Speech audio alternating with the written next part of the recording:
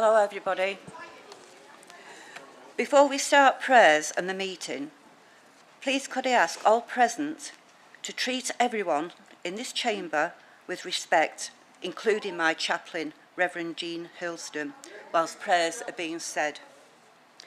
Could I also remind members about timings and the traffic light system, which enables members to ensure they finish their speeches and contributions in time, so that it is fair for all that wish to contribute. Thank you. Please ask my chaplain to say prayers.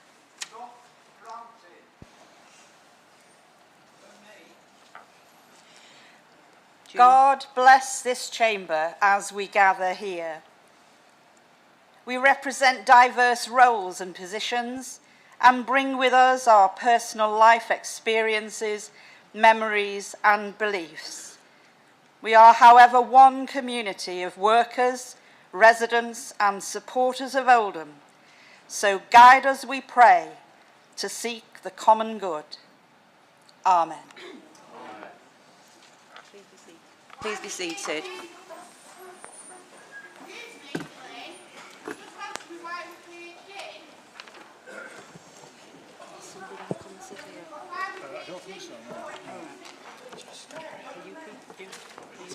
Yes, I am, yeah. Right. The doors are there for members' security. Now, if we can carry on with the meeting without further interruptions.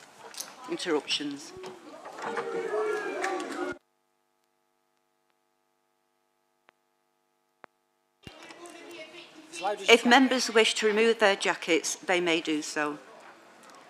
May I remind members and members of the public that the meeting will be streamed live on a webcast from the Council's website. We now move to the agenda. Item 1, apologies. I have received apologies for absence from Councillors Saj Hussain, H. Gloucester, Ibrahim, McManus, Hay Pythian, Salamat, Sykes and Sharp. Move to item 2 on the agenda. Is Council agreed that the Council minutes from the meeting held on the 25th of May 2022 be agreed as a correct record?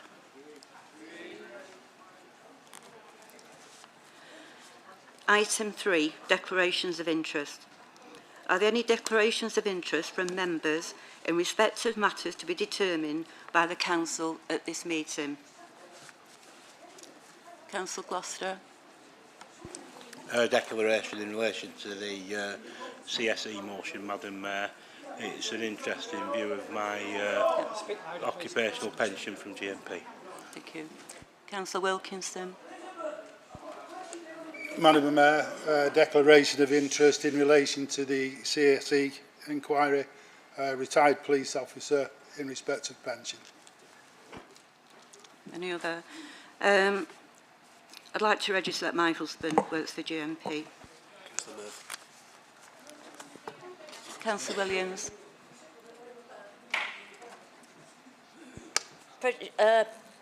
Pecuniary interest in my partner works for GMP.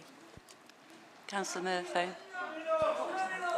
Interest in CS motion by employment of Greater Manchester Police. Yeah, because of the noise, I'm afraid, can ask members to speak a bit louder so we can hear you. Thank you. Move on to item 4, which is urgent business. There are no items of urgent business. Item 5, communications. I have had notice from the Leader of the Council that a statement will be made. Councillor Chadderton. Thank you, Madam Mayor. I rise to make a statement and an update on Oldham Council's response to the publication of the CSE review a couple of weeks ago. So, just over 2 weeks ago, we met in this chamber to receive and to discuss the findings of the independent review into historic safeguarding practice in Oldham. The review found that while we were aware of the issues and were working hard to tackle it, the protection and support we gave to children and young people facing sexual exploitation in Oldham was not good enough. The report made for distressing reading, most notably where it detailed the experiences of those victims and the missed opportunities to keep them safe from harm.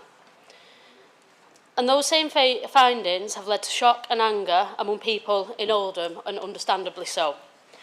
People in Oldham expect us to act in response, and tonight I want to start to map out how we can do that as a council and as a town.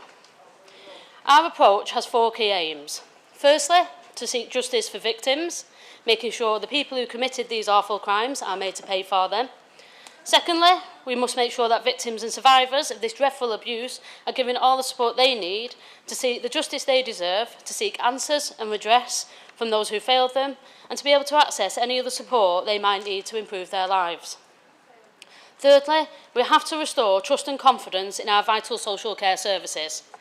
Whilst we absolutely accept that practice on CSD historically was not good enough, people need to know that they can report concerns to us and that we will act to keep them safe. Fourthly, we can use the review as an opportunity to highlight the issue of child abuse, to educate and inform people, to spot the signs, to let them know how to report concerns, and to be clear about how we will act to keep people safe if they do. And finally, we must respect the role that everyone in this room has to be part of our response. We have all been elected to represent people in our own wards. We've been elected to run local services for the good of local people. It has to be everybody in this room's job to seek action and improvement on the issue of CSE and on wider safeguarding. As I laid out, our first priority must be to contribute to the success of Operation Sherwood, working with Greater Manchester Police to seek justice and secure justice for the victims and survivors of these terrible crimes. Greater Manchester Police have launched Operation Sherwood, which will investigate any historic cases of child sexual exploitation in this borough. The team will investigate cases of historic abuse from any time period and then work diligently and properly to secure convictions. Greater Manchester Police, in addition, have invested in additional officers to support staff to resource Operation Sherwood, and the council will do the same. We'll invest in additional social workers to support police investigations and additional support staff to make sure they get rapid access to the documents and reports that they need.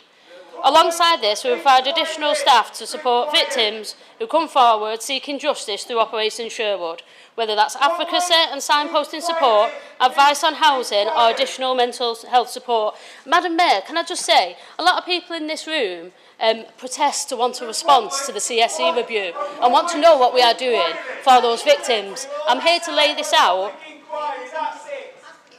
Ladies and gentlemen, you're not being helpful. You know, the leader is on her feet trying to make a statement, and please have the good grace to listen. Thank you.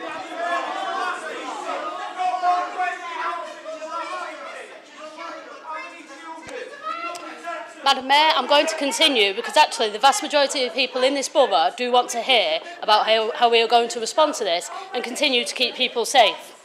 We will make sure that help is available and aligned to Greater Manchester Police's operation so that the women and girls who are victims of these crimes are supported while they bravely seek just punishment for their abusers.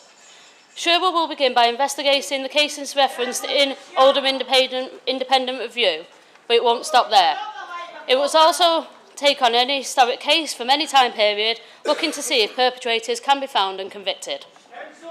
As part of that, we will work with Greater Manchester Police to jointly promote Operation Sherwood, to bring forward victims who have not yet come forward or those whose cases were investigated or reported previously but convictions were not secured. These cases will be looked at with a fresh approach by dedicated trained police officers who specialise in these cases. Similar investigations in both Rochdale and Manchester have led to convictions for historic abuse, and we'll do everything we can to make sure the same happens here in Oldham. Victims are at the heart of our response to this review, and those referenced in the report are our first priority, both to try and address our past failings and to make sure they are given every help to continue to seek answers from agency who should have supported them and seek justice through GMP's new investigations. As I've stated previously, I'll be writing to all victims referenced in the report to offer our apologies on behalf of the Council for the errors made in the past. Within those letters, I will also offer each of the victims individual meetings with me and our Children's Services to discuss any individual needs and issues. The direct lines of communication with those and other victims will remain open as we at set they will need time to come to terms with the report's findings and decide what steps they wish to take next. I would like to reassure members in this chamber that work is already in place to support victims and survivors. Before the review was published, the Oldham Council, Grt Manchester Police and victims' charities, including the Sexual Assault Referral Centre, Victim Support and mental health charities, had worked together to develop an approach to support victims who may have been affected by the findings of the report. That included those mentioned and referenced in the report and any other local victims of abuse. That approach has included a dedicated helpline for initial contact, access to independent victim support via the Sexual Assault Referral Centre based at St Mary's Hospital, and agreed pathways for other support including mental health and housing. The support we built in anticipation of the report is already supporting women and girls who have come forward to seek help and advice. Since the report's publication, a number of people have come forward using the helpline to report child sexual exploitation or to seek help in dealing with historic abuse. Our trained social care have been able to help women and girls access a range of support. Some simply want answers about their own care, want access to their records, for example, and some need help with housing or access to counselling or support group. However, we recognise that these additional measures of support need to be resourced in the longer term and will need to shift in response to demand and in response to feedback from victims themselves. As a result, we are looking to extend our current helpline offer, which will continue to be staffed by trained safeguarding professionals so that it operates throughout Operation Sherwood and beyond should people continue to need it. We have commissioned a local charity, Keeping Our Girls Safe, to offer advocacy and signposting for victims. This will make sure that they are signposted to council services where they would not wish to use our current helpline offer, but also signposted to independent advice from advocacy groups and legal advisors. It's important this signposting service is independent from the council and is victim-led. Hopefully it will allow victims to effectively seek answers and challenge agencies about the care they received. We've also asked for help from Keeping Our Girls Safe to establish a steering group made up of victims and survivors of child sexual exploitation so that they can oversee our work and offer their advice on how better we can support others. While talking about victim support, I cannot fail to mention specifically one of the findings relating to Sophie. In her case, what the review found was that we and GMP let her down repeatedly as a child, contributing to the further abuse she suffered. However, it's also found that when she came back to us as an adult, rightly seeking answers about those failings and seeking redress for them, we treated her badly again. And in fact, the report finds that we sought to minimise our failings in order to reduce the risk of challenge to us. I know a lot of other people found the report incredibly hard and challenging to read, but that finding actually hit me particularly hard, partly because I could not understand how we could repeatedly fail to acknowledge our past failings. What in our system has led us to respond to Sophie's queries and complaints in the way that we did less than 10 years ago? In response, I immediately asked the Chief Executive to review Sophie's contact with us as an adult, to look at what we could have done better and to understand why our response was not transparent at the time. I await the findings of that review and will act on them as needed. That may mean dealing with staff should be found to have acted inappropriately, but also looking at our procedures and policies to make sure this cannot happen again. However, I accept that many of our residents need to be reassured that we are not continuing those failings and that our practice has improved. The truth is that there are a lot of ways the Council assures itself and assures national bodies that we are doing all we can to keep children and young people safe, that we are improving the way we do things and that we are learning from other areas' best practice. Firstly, children's services are regularly inspected by Ofsted, whether that's a whole service inspection or focused inspections on individual practice areas, themes or individual children's homes. The findings of each of these inspections and visits is published publicly on the Ofsted website. Recent visits acknowledge the work we are doing to improve our social care practice, showing that we are heading in the right direction to become a good council in this regard. We have an independent safeguarding partnership chaired externally by Henry Giller that oversees our work to keep people in the borough safe. It holds us, the police and other organisations to account for our safeguarding activity and is outside of the Council's control, publishing its work and analysis of our practice publicly on its website. In addition, Oldham has established a Getting to Good board dedicated to our work to improve children's services and ahead of our next Ofsted inspection. This board is chaired independently by the Department for Education. There is a wealth of oversight and inspection of these services, and the methods we have in place for assurance on these issues are robust. However, because we'd all like to see the pace and scale of improvement increase, where it can, we are also looking to partner with other councils who excel in dealing with CSE or have the best procedures and approaches in local government. We will use these relationships to share learning and best practice among professionals across social care. We have also scheduled a series of professional learning events to share the findings of the Oldham Review, the findings from the National Inquiry into Sexual Abuse, and the learning from other national reviews. In talking about insurance, we cannot ignore the fact that trust and confidence in our social care services has been damaged by the publication of the review and by the nearly 3-year discussion and speculation on the issue of grooming and child abuse in the borough. There is a natural distrust which has formed among some of our residents towards some of our services. Trust in social care is vital if people are to come forward and report our concerns. They need to believe those concerns will be acted on robustly and with integrity. If they do not believe that we will act and therefore fail to report concerns, young people and children could come to harm. The report makes clear that we have worked hard to raise awareness of the issue of CSE, but we must continue to promote our work to keep children and young people safe, to educate people to spot the signs of abuse and to have clear messages about how to report it. Over the coming weeks, we will launch a high-impact campaign to promote the work of our safeguarding services and offer clear advice about how residents and businesses can play their part in spotting abuse and reporting it. This campaign will be led by our Oldham Safeguarding Partnership and supported by a victim steering group. Finally, we must make sure that everyone in the council and everyone in this chamber and local residents of this borough understand their role in keeping children and young people safe. Central to this is ensuring ownership of both challenges and solutions to tackling historic and current child abuse across party political divides. This cannot and should not become a political issue. Keeping children safe is vastly more important than any of us in this chamber.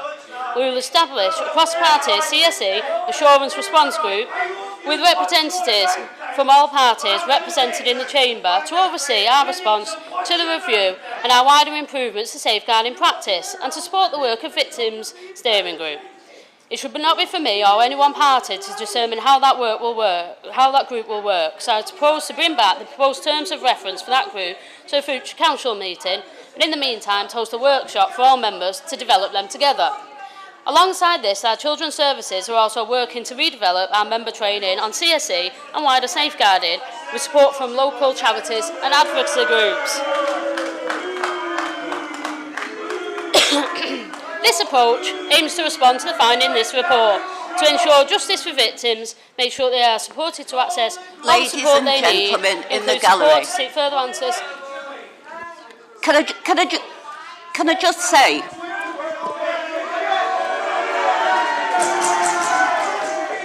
just say, there's some people want to hear what Amanda's got to say. Now, it might not suit your agenda, just come here and make a noise. Now, please be quiet.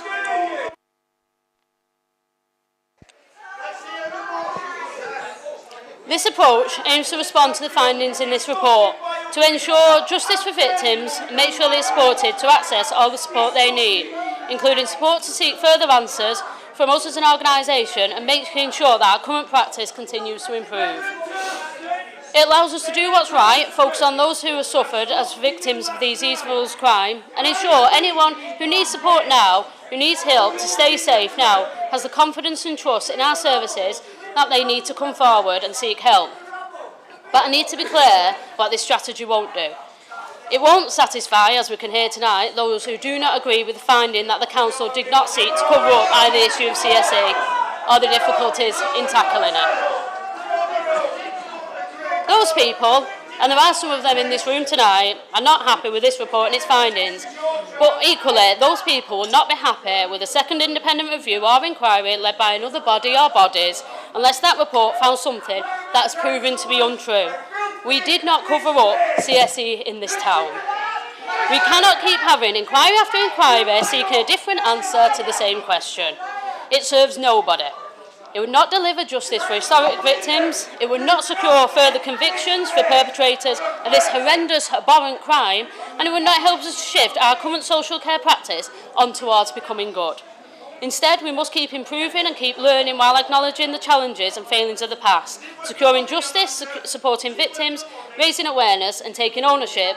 Those things need to be our areas of focus as we move forward. Thank you, Madam Mayor.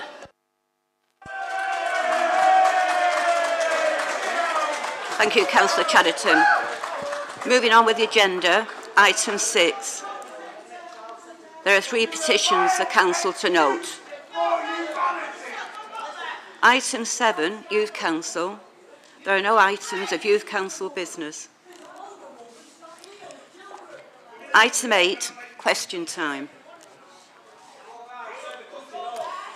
This part of the agenda is question time, where Council will consider all questions submitted in the order received, starting with public questions. There is a 30-minute time limit for public questions, and once this time limit expires, no further questions will be asked. There is no right of reply to answers given, and I will be reading out the questions. If the time limit has expired and a member of the public has submitted a question which has been ruled in for consideration, the question and response will be published on the Council's website.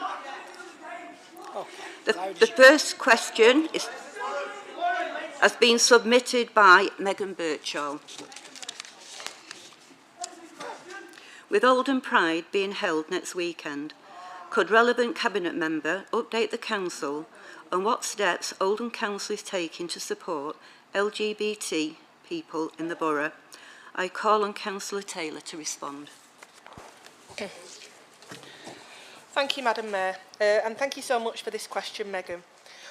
Oldham Council is proud to be supporting Oldham Pride this year, and we're looking forward to celebrating with our LGBT+ community next weekend. The Council is helping to financially support this year's event, as well as supporting the event management too. We want to make sure it is a huge success. Oldham's Labour councillors will be there to take part in the celebrations, and we'd urge as many Oldhamers as possible to get out there and support the event. In addition to this, we work closely with LGBT+ groups across the borough in our work to tackle hate crime and improve hate crime reporting. We also work across schools, colleges and our partners to promote tolerance and celebrate our borough's amazing diversity. Through our Equality Advisory Group, we seek the views of the community on policies and current issues to make sure we're making decisions that fit the needs of everyone in the borough. But we're always keen to do more if we can. So if there are any suggestions that you have for how we can be more supportive and more inclusive, please do let us know. Thank you. The next question has been submitted by Chris Charters. With Oldham Athletic relegated out of the Football League last season, we have seen the consequences of football's failure to regulate club ownership. Will the Council work with Oldham Athletic fans to explore options to help save the club and ensure its legacy as a founding member of the Football League is preserved for future generations? I call on Councillor Chadderton to respond. Thank you, Madam Mayor. The Council remain consistent in our approach to ensuring the future success of Oldham Athletic Football Club for the benefit of the residents and for the fans across the borough. And I don't think you need to be a season ticket holder at Oldham to know how much value a lot of people in this town place on Oldham Athletic as a football club. We, and I'm sure everybody was delighted to hear the news of the new ownership for Latics. This is really good news for the club, for its supporters, and for the whole borough, after despair, heartache, a lot of anger over the past few years that has played out very publicly. We're looking forward to working with the new owners and understanding more about their plans to take the club forward. The club will continue to have our full support, and we wish them well for the coming season, while keenly await confirmation about new arrangements to allow the Council and the various fan groups to support and enhance the future of the club. We all want to see Latics back in the Football League. It will give the whole town a boost. Thank you, Madam Mayor. Thank you. The next question has been submitted by Lynn Kelly. It is now 1 year since the ex-leader of Oldham Council, Aruj Shah, had her car firebombed. There was clear CCTV footage of the attack, and it has been shared across the world as we have had news stories portraying Oldham as racist. Even our own council has contributed to this allegation via its social media pages. If someone is in a position as high as the ex-leader of Oldham Council can be attacked in this way, and with the police failing to prosecute anyone, especially with the CCTV footage as proof, then doesn't it send out a clear message that it is open season for other criminals to do the same to any of our residents? Hence, perhaps, where there has recently been a huge rise in arson attacks throughout our borough. More of GMP failures to stop this. do for the interests of democracy and as a demonstration to her commitment to the rule of law, will the new leader of Oldham Council now write to the Superintendent Chris Bowen, Oldham District Commander, demanding he issues an update on the progress investigating the firebomb of Arush Shah's car? Is it not right to see that we, the townfolk, are portrayed as racist when the CCTV coverage clearly shows quite different? I call on Councillor Chadderton to respond. Thank you, Madam Mayor. I'm unaware of any news stories relating to the shocking attack on a councillor's car, that portrayed Oldhamers as racist.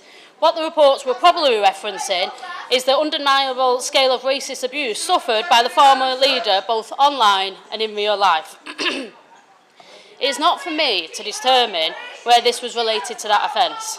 It is for Greater Manchester Police to thoroughly investigate the arson attack, bring those responsible to justice and report back to the victim of that crime. If the person that has asked this question has any information that may help secure that justice, it's absolutely imperative that you share it with the police as soon as possible. I may suggest that you ask Greater Manchester Police for an update yourself, as this is clearly of significant interest to you. Thank you.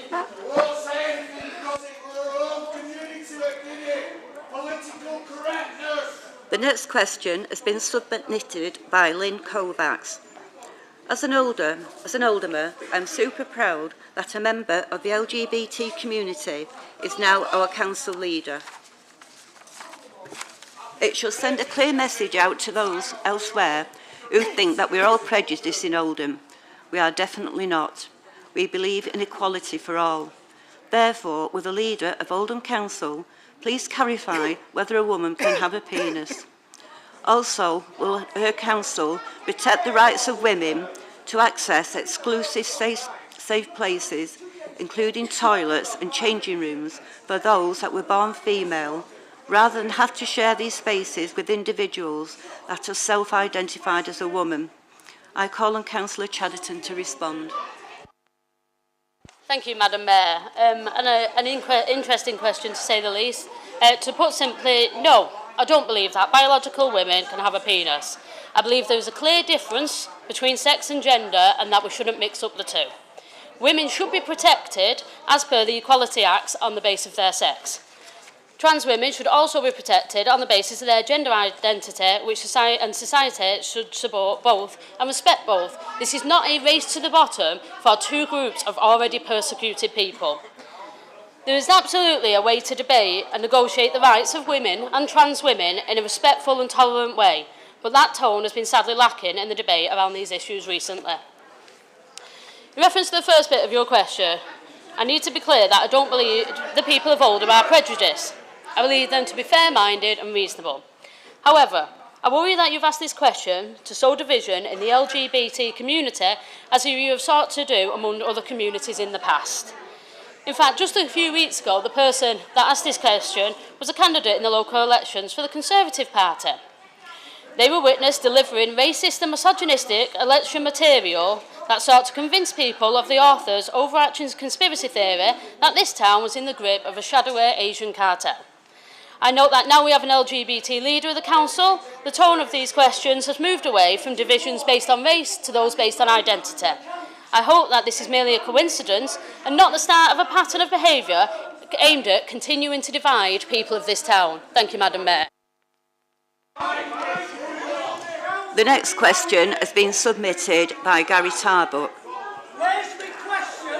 The lead up to the election, the businessman Frank Rothwell distributed a leaflet in Chadderton South promoting Arush Shah. Whilst many may consider this unbecoming behaviour of someone who has become Freeman of the Borough, will the council please confirm how much it has paid Mr Rothwell's various businesses in contracts and what the council's current business interests are with him? I call on Councillor Jabbar to respond.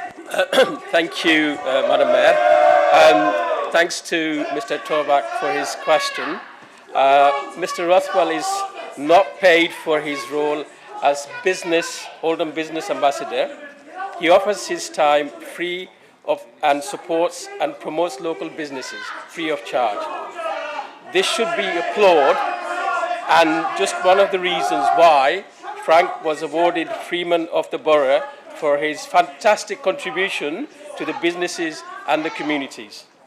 The council has no ongoing contract with Mr. Rothwell's business and no business interest. However, as a local business and in keeping with our policy to spend money locally, we have used Manchester Cabins to provide us with storage containers, portable toilets and other supplies in line with our normal procurement processes.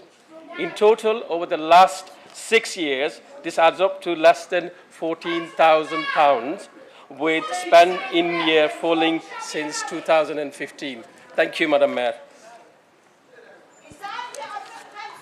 Ladies and gentlemen, can I just remind you, these are residents' questions. Like Mr. Tarbuck, if he's here, I'm sure you'd like to have heard the answer. I shall move on. The next question has been submitted by Denise Leach. A worrying petition online that Oldham Council is involved in Operation Hexagon and that this is a joint council and GMP operation that is targeting whistleblowers that have exposed the now proven cover-up of grooming and gang rape in our town children. Will the new leader of Oldham Council please confirm if OMBC are involved Operation Hexagon, and if so, as an open and honest transparent council, is this leader prepared to order the release of all paperwork involving Operation Hexagon? I call on Councillor Chadderton to respond. Thank you, Madam Mayor. Operation Hexagon is a Greater Manchester police operation which looked at the community impact of the historic CSE allegations being made online and elsewhere. Oldham Council supported this operation as it would any other GMP operation it is asked to support. In terms of accessing paperwork relating to the operation, that request would have to be put to Greater Manchester Police for their consideration. It is not for me to order the release of police files. I've also put right the part of the question that refers to the now proven cover-up of child sexual exploitation, as it isn't proven at all. The report states very clearly there was no cover-up of CSE by the council or the police. Quite the opposite. The report found that the council were working to tackle CSE, were aware of the complexity of the challenge we face and working to raise awareness of the issue. Thank you, Madam Mayor. The next question has been submitted by Julie Haywood. Previous to becoming leader of Oldham Council, Amanda Chadderton held the portfolio for schools whilst Jim McMahon was leader of Oldham Council. Will she now confirm that during her role in charge of schools, that white working class girls were safe and there was no grooming in the school gates? I call on Councillor Chadderton to respond. Thank you, Madam Mayor. While I was Cabinet Member for Education and our Children's Services, there was no significant concerns raised with me about the safety of children at the school gates. However, as we have discussed extensively in this chamber over the last few weeks, the challenge of keeping children safe in Oldham and everywhere else in the country is one we face daily. It is an ongoing battle that our social workers fight day in, day out.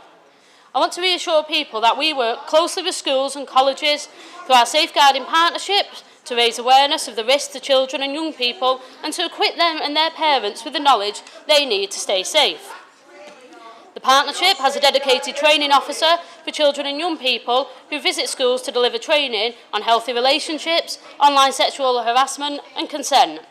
We also work with children and young people at primary and secondary schools and colleges to discuss sexualised behaviours, child sexual exploitation, child criminal exploitation and grooming. Thank you, Madam Mayor. Thank you. The next question has been submitted by Warren Bates. At the last full council, leader Amanda Chadderton nominated Dr. Shan for deputy. The council went through the normal sham of voting him in. I choose the word sham, speaking as the next councillor, the reason being that the doctor's role had already been announced at a meeting held in Port, Pakistan the week previous. Will the leader remind fellow councillors that policy decisions about the town should not be mentioned elsewhere especially in another country, until our full council has debated them before a democratic decision is agreed.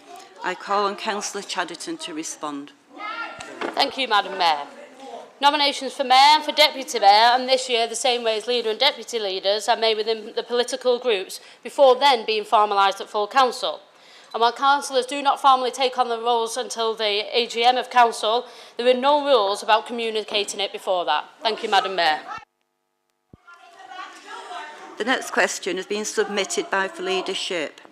With energy costs at all-time high, how is Oldham Council leading the way on green energy that is affordable?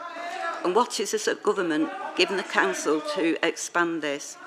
I call on Councillor Javad to respond.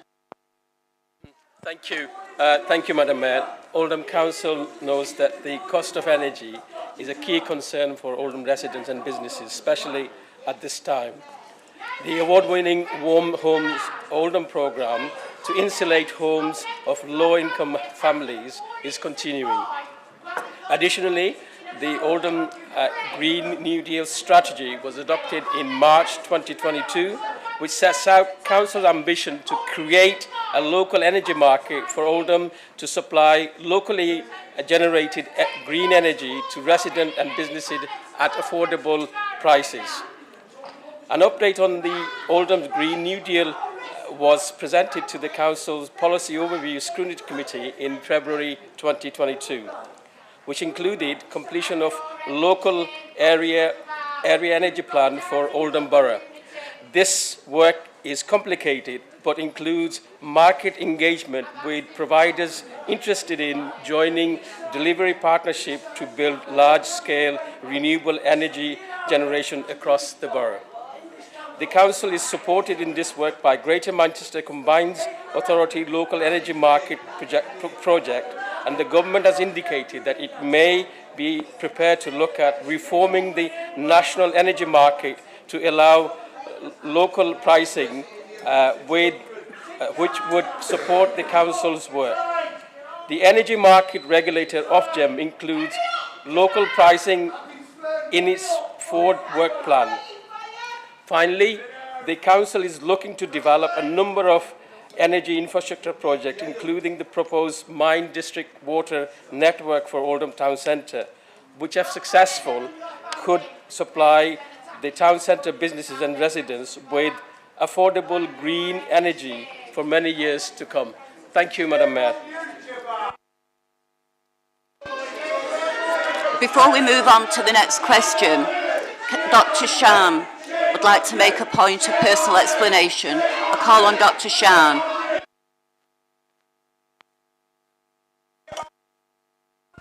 I think, Mr. Bates, I think it's important that I respond to your question as a personal explanation. Please, you asked a question, please let me respond. Please, you asked for a question, I urge you, beg you, let me respond to your question, okay? So I'm proud of where I came from.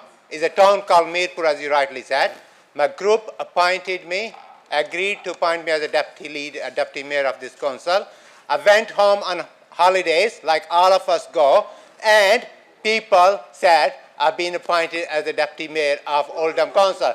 Please, let me finish, please, with all respect to you. I'm very respectfully, please, if we want to have a conversation, I'm very respectfully having conversation, okay? Like many, no, that's not a lie, please. Well, you will have to prove that this is a lie. You will have to prove that this is a lie. You will have to prove that this is a lie.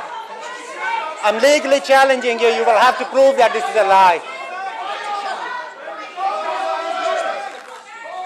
Okay, so I'm sorry if that's hurt someone, that in a town where I was born, people thought that I have been elected as a deputy mayor, and that's a good thing for Oldham, like many residents in this town who live, and they have done as much for Oldham as I have done and you have done. Thank you. The next question. The next question has been submitted by Geoffrey Smith. Dual carriageway leading from Manchester roundabout to Westwood Featherstone Road North roundabout on both sides of the dual carriageway. Why can't it be cleaned up? I'd do it myself, but I'm not allowed to. But I've been asking councillors for years. Thanks. I call on Councillor Stretton to respond. Can I thank Mr Smith for his question? Oldham Way is mechanically swept on a weekly basis. Through the summer months, all verges are litter picked and cleared monthly, all parts of the grass, as part of the grass cutting schedule and maintenance programme. The most recent clearance of this area was today. If there is a section that Mr Smith thinks has been missed, then by all means email us and we'll make sure that it's cleared. Thank you. The next question has been submitted by Amanda Chadderton. Councillor Chadderton, in her new position as Leader of Council, agreed there had been previous failings and that it is now time to get things right. The CSE report found Oldham Council had been more concerned about covering up their failures rather than acknowledging they failed to take action. Is Councillor Chadderton prepared to take action to remove the council of these officers and councillors that we're responsible for these failures and cover up? I call on Councillor Chadderton to respond. Thank you, Madam Mayor. The report is clear there was no cover-up of the issue of child exploitation in Oldham or the complexities in tackling it. And irrespective of how many times people say that, that doesn't make it true. There was absolutely no cover-up, and the report clearly finds that. It provides evidence of work carried out to communicate the risk of child exploitation to school children and their parents, and cites this as good practice for the time. However, as Ms Caldron identifies, it does rightly highlight poor responses that the council sent to an adult victim of abuse where we were clearly not open and transparent in our past failings. In that case, we did not readily accept our past failings and potentially cause further distress to someone who we also had failed as a child. And I'm clear that this cannot happen again. I've asked a thorough review of this victim's contact with the council as an adult so we can understand how that happened and make sure it doesn't happen again. The review will also look at staff conduct and whether disciplinary action is appropriate. Thank you, Madam Mayor. The next question has been submitted by Lord Christopher Baddeley. I would like to know the name of the person who supplied Shabir Ahmed, convicted of CSE in Rochdale, with a character reference. I have been informed that the person responsible is a current Labour councillor. Is this correct? I call on Councillor Chadderton to respond. I've checked within the council and we have no record of anybody giving a reference to Shabir Ahmed. However, I know there are allegations online, an allegation made in this chamber a couple of weeks ago and tonight, that Councillor Jabbar may have given a reference to this individual. So Councillor Jabbar would like to respond himself to this question. Thank you. Thank you, Madam Mayor. I know there are malicious and untrue allegations circulating online about me apparently providing a reference for disgraceful rapist Shabir Ahmed. It is alleged I've given him a reference for court appearance when he was accused of horrendous act of child abuse. These allegations are categorically untrue. I was never asked and absolutely never would give any such reference. Please, ladies and gentlemen, in would you fact, like to listen? I have It no might be of recollection interest of to you. ever being approached or given any reference to this individual. This man's crimes are truly abhorrent, and nobody of right mind could support him in face of crimes that he was accused and subsequently convicted for in 2012. Thank you, Madam Mayor. The next question has been submitted by Carl Bardsley. In a statement from Andy Burnham on Friday, the 1st of July, he states, Operation Sherwood will investigate the historic cases identified in the review team to bring any perpetrators to justice. My question is what is being done about the victims that were not in the review, like the lady that was subjected to abuse in 1981.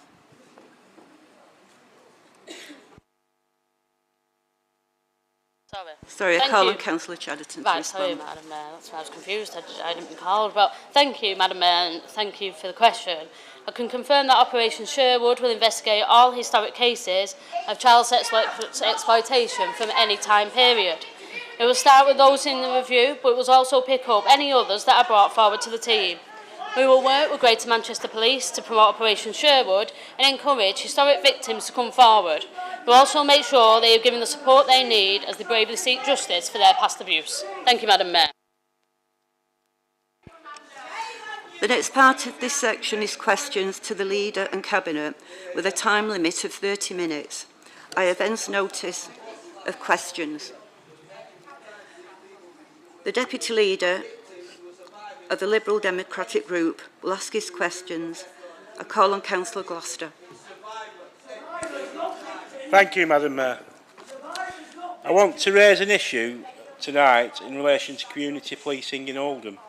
As we are aware, each ward has a dedicated community beat officer, along with police community support officers, who are the direct point of contact with residents, some of whom have years of knowledge and experience in dealing with community issues, at the coalface, so to speak.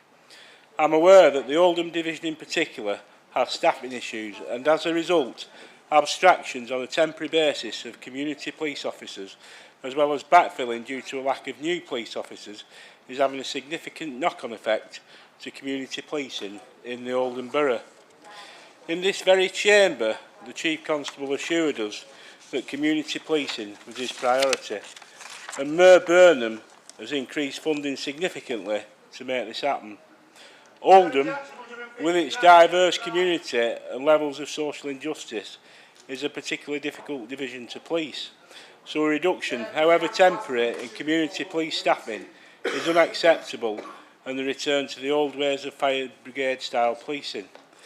Can I ask, therefore, that the concerns of this council in relation to the staffing and resourcing of community policing is raised with the Divisional Commander, Chief Superintendent Chris Bowen, and seek assurance that, as the Chief Constable promised, community policing will be strengthened and not depleted.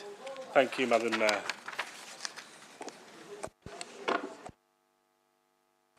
Thank you, Madam Mayor, and thank you to Councillor Gloucester for this question. Yes, of course I will raise it. I have quite regular meetings with Chris as lead for GMP in Oldham, and I will of course raise it. Staffing issues I don't think are anything new to GMP in Oldham, and you know, certainly as ward councillors we felt this is quite a significant issue over the past couple of years.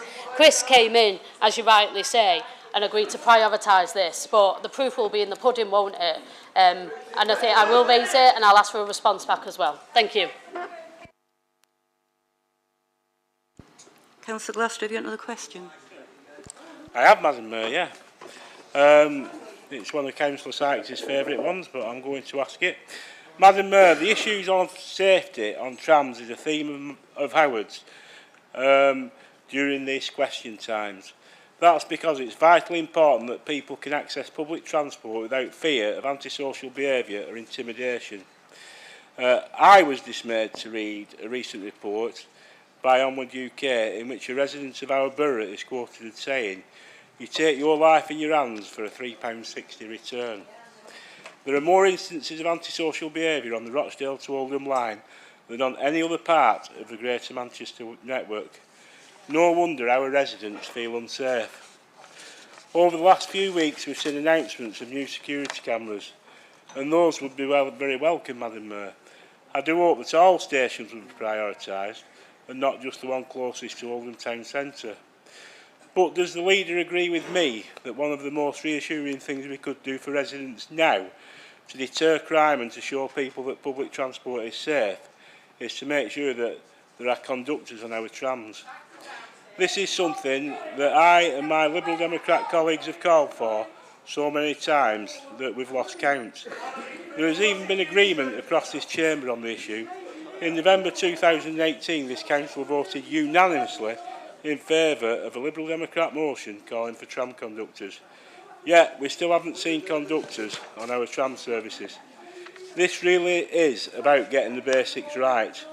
Will the Leader push for conductors as part of the council's efforts to combat crime on our public transport network? Thank you, Madam Mayor. I call on the leader to respond. Thank you very much. And I do... Violence and crime on trams continues to be an issue, doesn't it? It was pre-pandemic, it dropped obviously during the pandemic, and I think has risen again post-pandemic. I'm not sure that there is one answer to this question, and I'm not sure conductors are the answer. They may be part of the answer. With regards to the CCTV, there are 51 new CCTV cameras that have gone up. Metrolink stops across the conurbation, or across that line, I should say, Chris. We also secured £500,000 in funding to keep, women and girls safe on the tram network as well. And we have to see what these will come from. But I do think it is something that we should continue to monitor. If the CCTV doesn't help and the £500,000 funding doesn't help, then I think we should move towards a conductor-style system if there was nothing else that will tackle that problem. Thank you. I now call the Conservative group to ask, the Conservative group will ask his questions. Councillor Sheldon. Thank you, Madam Mayor.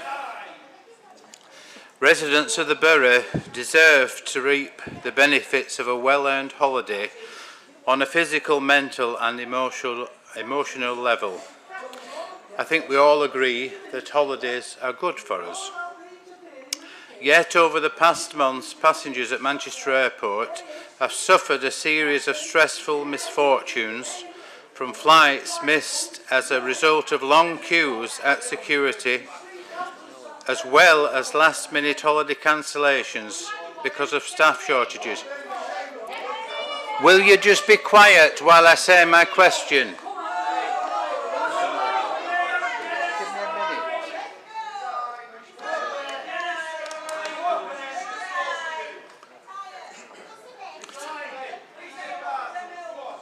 Going on holiday gives our residents the chance to step back from the responsibilities and obligations of everyday life, improving mental well-being and reducing stress levels. I think one or two of us could do with a holiday at this particular moment in time.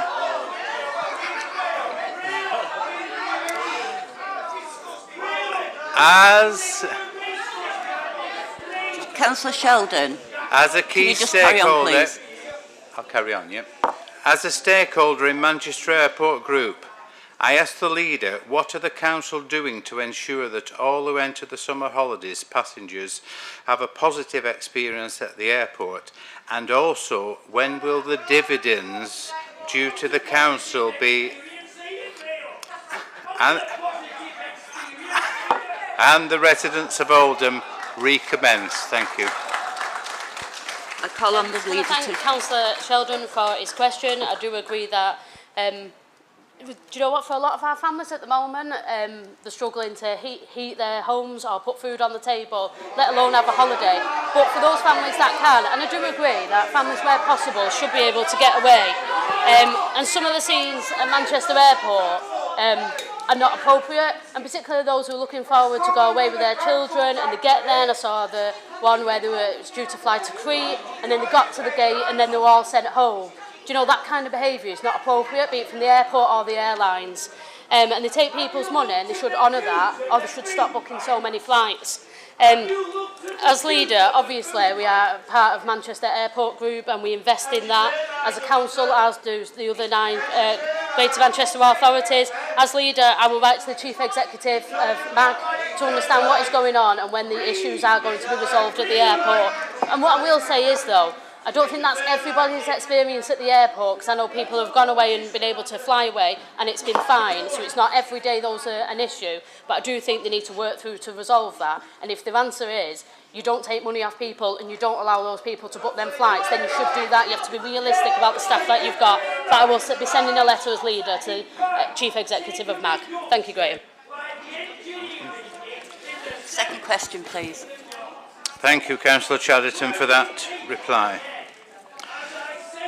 As temperatures are set to soar over the next week, would the leader join me in urging the press and schools to note the problems that come along with the onset of summer, In particular, I would like to warn all residents and young people of the dangers of swimming or jumping in open water, as even in hot weather, large bodies of open water remain extremely cold and dangerous. Another big worry over the summer holidays are fires, which set by barbecues, campfires or deliberately are enormously destructive, devastating wildlife and the surrounding environment. I hope the leader will agree and endorse that by keeping these issues in mind, the young people of the borough can enjoy their summer break as well as the environment in which they choose to spend it. Thank you. Thank you, Graham. And while obviously some people in the room don't think this is a relevant question, actually it is. Of course it Do you know, is. we've seen too many young people die in our reservoirs across Greater Manchester over the past couple of years. And you know, for everybody shouting, if that was my 15-year-old son that died in Ardenshire Reservoir last year, I'd find it absolutely offensive, to be totally honest. And this is a really important question because it does get hot and temperatures are going to rise to over 30 degrees over the summer. And people look for a way to cool down and they're out with their friends. And, you know, they think it's exciting, but it's not exciting. It is dangerous and they're really dangerous to do with that. I do agree as well with the moorland fires, and you'll know that better than me as a Saddleworth councillor. The absolute devastation it causes on moorlands in Saddleworth, but also on Crompton Moor as well, is huge.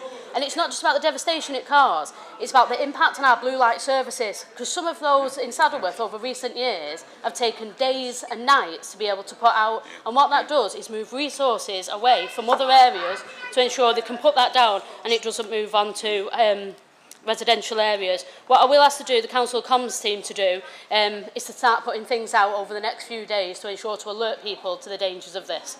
Thank you, Graham. Thank you. The leader of the Failsworth Independent Party will ask his question. Councillor Hoban. Thank you, Madam Mayor. And I don't know if this is addressed to Councillor Chadderton or another Cabinet member.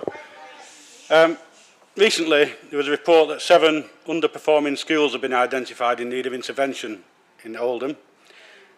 I'd like to know why they've got to this stage and what the council haven't been doing, as this looks like failing the children of this borough yet again. The government say they're investing in this area. I'd like to know what the council are doing to ensure other schools aren't going to fall into special measures. And an additional subject to do with schools is the same question. In the same week that that report came out, a head teacher was complaining that for almost a decade he's been on at the council for a leaking building and flooding. Children shouldn't have to work in that kind of environment. He said the council have been dodging the matter and dodging accountability. So when will somebody from this administration take responsibility and help this headmaster to provide good school for these children? Or are we going to have a word with the headmaster and say in the school holidays, perhaps say that the classrooms are empty retail spaces, put a sign outside saying it's Spindles too, and only then will the council spend some money?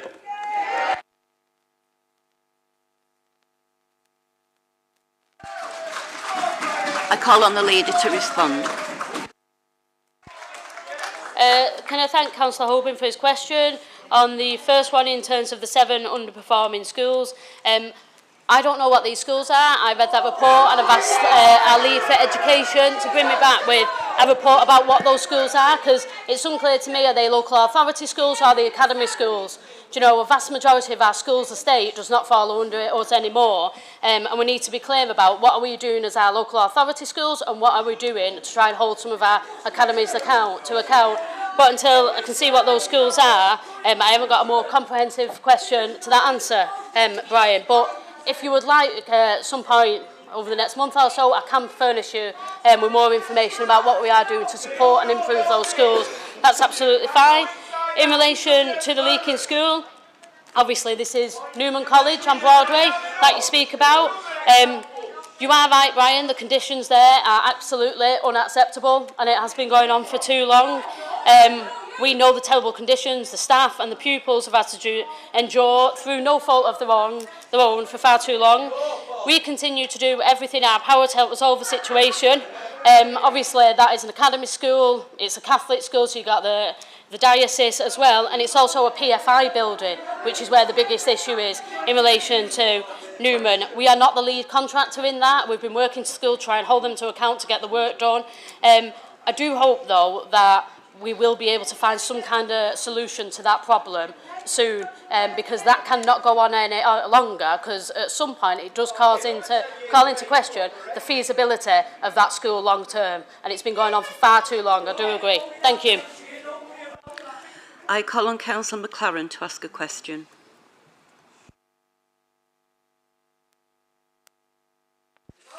Thank you, Madam Mayor. Councillors throughout the borough are receiving complaints about residential properties that have been left empty for extended periods. These properties are privately owned. They become a blight on the neighbourhood, and they can take up a large amount of elected member and officer time, which could be put to better use. Could the relevant Cabinet member please tell us what powers the Council have to bring such properties back into use? Thank you, Madam Mayor. I call on Councillor Chadderton to respond. Thank you, Madam Mayor. The Council has limited powers with regards to tackling privately owned long-term empty properties within the borough. In order for the Council's enforcement team to take action, properties have to be called in a direct nuisance to prescribed members of the public. The most common type of enforcement is serving a statutory notice for action in regards to open access, defective guttering or damp to neighbouring properties, and pest and waste issues.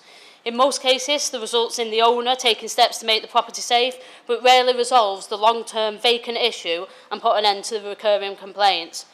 Other powers available to a local authority, each with its own barriers and challenges, and used as a last resort, are enforced sale procedure. The Council is in the final stages of successfully completing its first ESP with a view to doing more in the coming months, and that would make a real difference, Madam Mayor, if we can get into that space to be able to do that.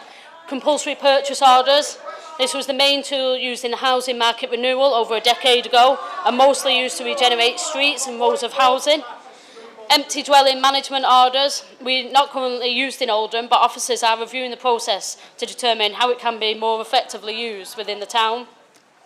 The Council is also working with Homes England within scope of its Affordable Homes programme to launch a refreshed empty home scheme using the learning from the empty homes pilot that took place between 2019 and 2021, and we're looking to launch the new empty home scheme later this year. Thank you, Madam Mayor. Thank you. I call on Councillor Birch to ask a question. Thank you, Madam Mayor. Children and young people are the future of our borough, but over many years we have seen youth services cut and facilities close. Young people are also having to face increased challenges and pressures that are brought on about by a variety of issues, including the pandemic, exams, the cost of living and peer pressure. Could the Cabinet Member for Children and Young People please tell us what the youth service are doing to support our young people? Thank you. Thank you. I call on Councillor Moores to respond. Thank you, Madam Mayor, and thank you, Councillor Birch, for the question. I'm pleased to say that we are actively investing in our young people. We are working with our partners to ensure that services, where possible, are delivered in the districts. And we have a lot to be proud of. Our Youth Council, the Barriers Breakers Scheme, our Children in Care Council, our Detached Team and Madlow. They all provide a fantastic service.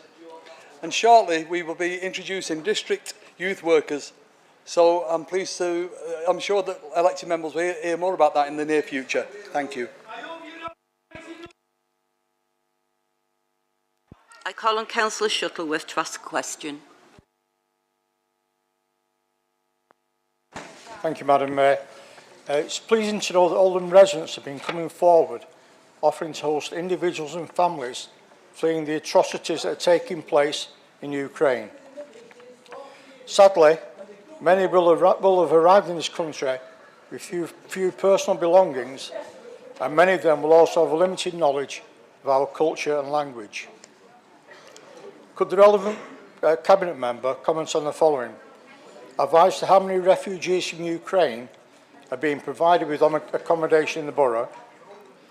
What systems the council have in place to ensure the placement is safe and secure? And what support hosts and guests receive in order to ensure that the placement is a successful one? Thank you, Madam Mayor. I call on Councillor Stratton to respond.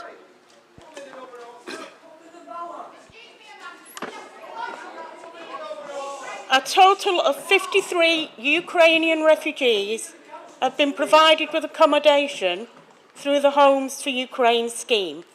When the Council receives notification of a visa application being approved by the Home Office, DBS checks are undertaken for all sponsors in a household aged 16 years and over. Checks are also made with social care and Greater Manchester Police. In addition, inspections of all sponsor properties are undertaken by environmental health colleagues in advance of the Ukrainian refugees' eventual arrival. Once the refugees have arrived, social care colleagues undertake a welfare visit to the sponsor household to meet with the guest. In the event that the DBS or property inspection is failed, the Council will look to rematch any Ukrainian refugees to another household. Regular dialogue takes place with sponsors and guests, and the Council has a dedicated officer to support the Homes for Ukraine scheme. Support is provided by a range of partners, including education, Get Oldham Working, Access Oldham, housing, libraries, and other providers to support their integration. Thank you. Thank you. I call on Councillor Alandami to ask a question. Thank you, Madam Mayor. Greater Manchester's police have been in special measures since December 2020. Since the creation of the Greater Manchester Mayoralty, the political responsibility for the policing has rested with Mayor Andy Burnham. And to summarise, there's a list of failures for the Greater Manchester Police in the question. Political accountability has been lacking throughout the period of GMP being in special measures. Would the Leader of the Council write to Mayor Burnham asking him to come to Oldham to field questions from councillors, as he has done elsewhere in Greater Manchester, on the ongoing situation affecting Greater Manchester Police? Thank you. I call on Councillor Chadderton to respond. Thank you, Madam Mayor, and thank you to Councillor Al-Hamdani for his approach. I'm sure all of us can agree that the failings of Greater Manchester Police over the past few years is wholly unacceptable. Do you know, it should shame the police, really, that they were the first police force in the country to go into special measures. Unfortunately, a number of other police forces have followed suit, none more so than the Metropolitan Police in London, but that doesn't justify the failings of Greater Manchester Police. In terms of, will the Mayor come here to speak to us about, the things that have happened with them? So, in November last year, Oldham held the first in a series of Greater Manchester meetings where the Chief Constable at the time and Andy Burnham agreed to go round all the 10 authorities, and we were the first, and they came to the chamber to answer questions and about their plan to take them out of special measures. And this was publicised, but the reality is there was more councillors from outside of Oldham that attended that event than there was councillors in Oldham. Now, I'm quite happy to go back to Andy Burnham and to Stephen Watson to ask for that again. But if we're going to ask for that, and that's what people want, which I think is a good idea, and we should ask for that, people have to turn up to listen to that, don't they, and to ask those questions. Yeah, absolutely, I'll do that, Sam. Thank you. Is there a Conservative question? Councillor Quigg. Thank you, Madam Mayor. My question is quite straightforward. I was promised a reply from Gerard. I was promised a reply from Mr Bowen in regards to the questions that I raised at the meeting on the 27th of June. And my colleagues here asked 2 questions as well. I've yet to receive a reply to both questions. One, in regards to whether or not the parents have been informed by the schools. The second one was whether shisha bars and the people involved in those shisha bars had been prosecuted or not. And of course, the third and final question that was raised by myself and Councillor Hoban and others was, when will we get a public inquiry? When? It's not good enough asking us, we're asking you. What are you scared of, Amanda? What are you scared of? Councillor Chadderton to respond. Okay, first off, I'm not scared of anything. Absolutely not scared of anything, Councillor Quigg. What I would say, Councillor Quigg, is the reality is, you're a Conservative Party councillor. It's the Conservative Party that run this country. I will not be calling for a public inquiry. But if you want to write to your own government to ask for an inquiry, then be my guest, Councillor Quigg. Okay, you go ahead and ask your own politicians in Westminster for the public inquiry and see what their response is. Now, in response to the other questions that you've put forward, you will get a response in due course. Thank you, Madam Mayor. Thank you. A call on Councillor Alias to ask a question. Councillor Alias.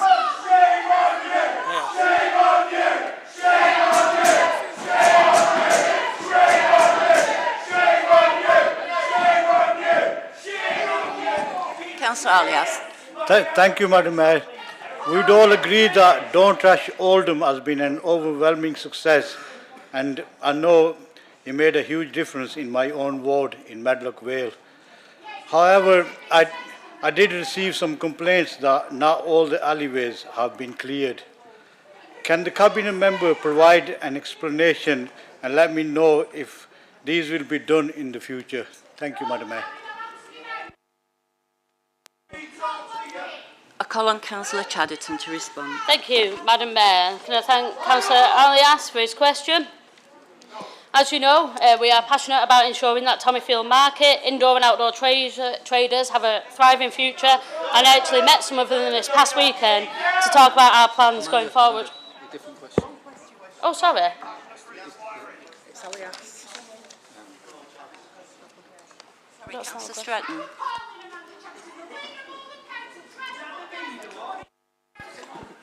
Councillor Stratton, thank you. It's under Cabinet question, that question. Madam Mayor, I'll get a question, the response to Councillor Alias. I do apologise that. A call on Councillor S. Bashford to ask a question. Sorry. Madam Mayor, I think you call me, I have actually got a question from Councillor Alias, but that question should have been directed to Councillor Stratton. I do apologise, that is where the confusion came. So, as far as I've been made aware, all of the alleys within the Medlock Vale ward have received a clearance as part of Don't Trash Oldham that was undertaken in December. It has been noted, however,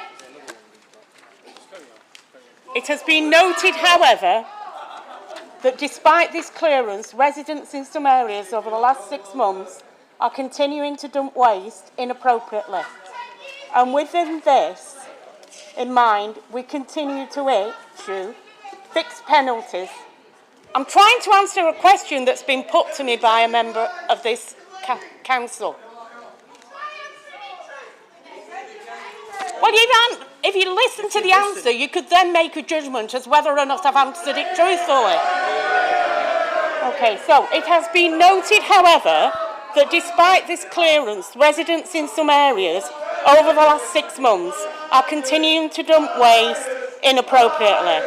And with this in mind, we continue to issue fixed penalty notices, and where they remain unpaid, we will prosecute. If a list of alleys that have been perceived to have been missed can be provided to me, I will endeavour to ascertain from officers the current situation, and if for any reason they've been genuinely missed, I will ensure that the street cleansing team pay them a visit. A call on Councillor S. Bashford to ask a question. Thank you, Madam Mayor. Further to the publishing of the CSE report, there was a debate in Parliament. A debate, I might add, that was quite civilised, unlike in here. Anyway, in that debate, the now former... Ladies and gentlemen, you are not at a football match. No. Please be quiet. Okay, so at the adjournment debates that followed that report, Rachel McLean, who is now the former Conservative Government Parliament Under Secretary of State, thanked our local MPs for bringing this to Parliament. And she actually said, thanks for selling their... They said thanks for setting out their strong commitment for securing justice to these victims, which is what we all want to see. And the Minister further said that they will have the full support of this Conservative members and the full force of the Home Office and the Home Secretary and every single Home Office Minister. This is a matter of public record in Hanson. Rachel McLean, again the former Conservative Parliament Under Secretary of State, also stated that I can say from my position as a Home Office Minister that to call into question the integrity of the law enforcement professionals who dedicate their lives and careers to investigating these incredibly disgusting and abhorrent crimes is outrageous. And it is completely wrong. And anyone who thinks there is any question about their professionalism needs to take a long, good, hard look at themselves. My question is this: in the light of this strong and unequivocally messages of support from a former but still a senior member of this Conservative government in Parliament, has this council any other comments, positive or negative, about what the government have said? I call on Councillor Chadderton to respond. Madam Mayor, sorry. Or is the Conservative government involved in this alleged elaborate cover-up?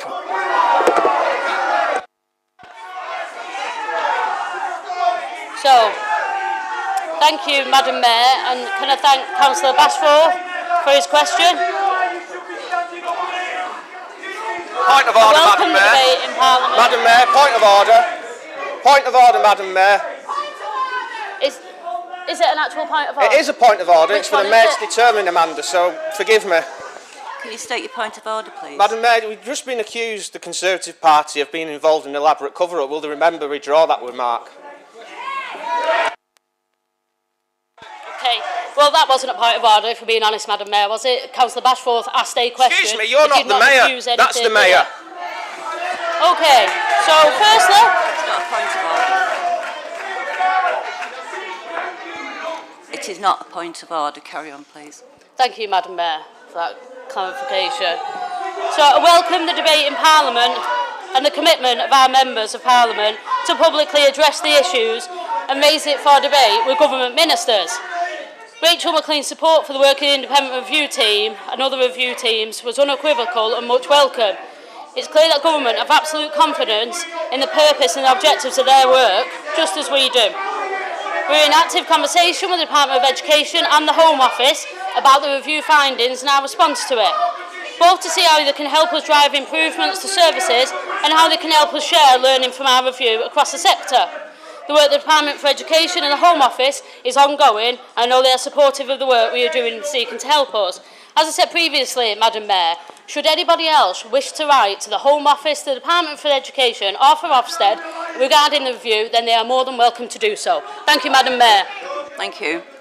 That's the end of members' questions. Any unanswered, unasked questions, members will be written to. We're now moving on to the next section on the agenda. It's 8C and it's questions on Cabinet minutes. The next part of this section is questions on Cabinet minutes. I call on Councillor Chadderton to move and Councillor Jabbar to second. That Council notes the minutes of the Cabinet are circulated and the 28th of February minutes recirculated. Move, Madam Mayor. Seconded, Madam Mayor. Moved. Do any members who are not Cabinet members wish to ask a question on the Cabinet minutes? I've advance notice for questions. Councillor Hamlet. Madam Thank Mayor, you, Madam Mayor. Madam Mayor, Madam Mayor, point of order. Madam Mayor, I don't know whether this is a point of order, but I do take offence, and I think it's absolutely disgraceful that we should be subjected to accusations of being paedophiles. I have just been referred to as a paedophile in this chamber. Now, that is absolutely unacceptable. And I want that person to either withdraw that statement, or I would like to take some legal advice from the legal people, please.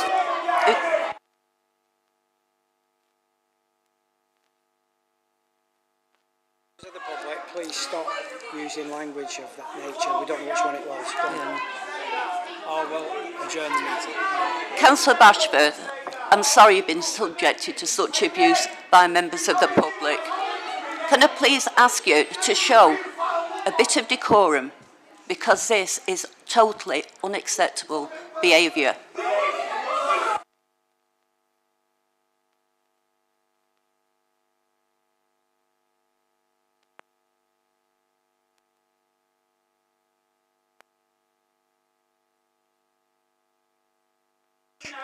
I call on Councillor Boundary to respond.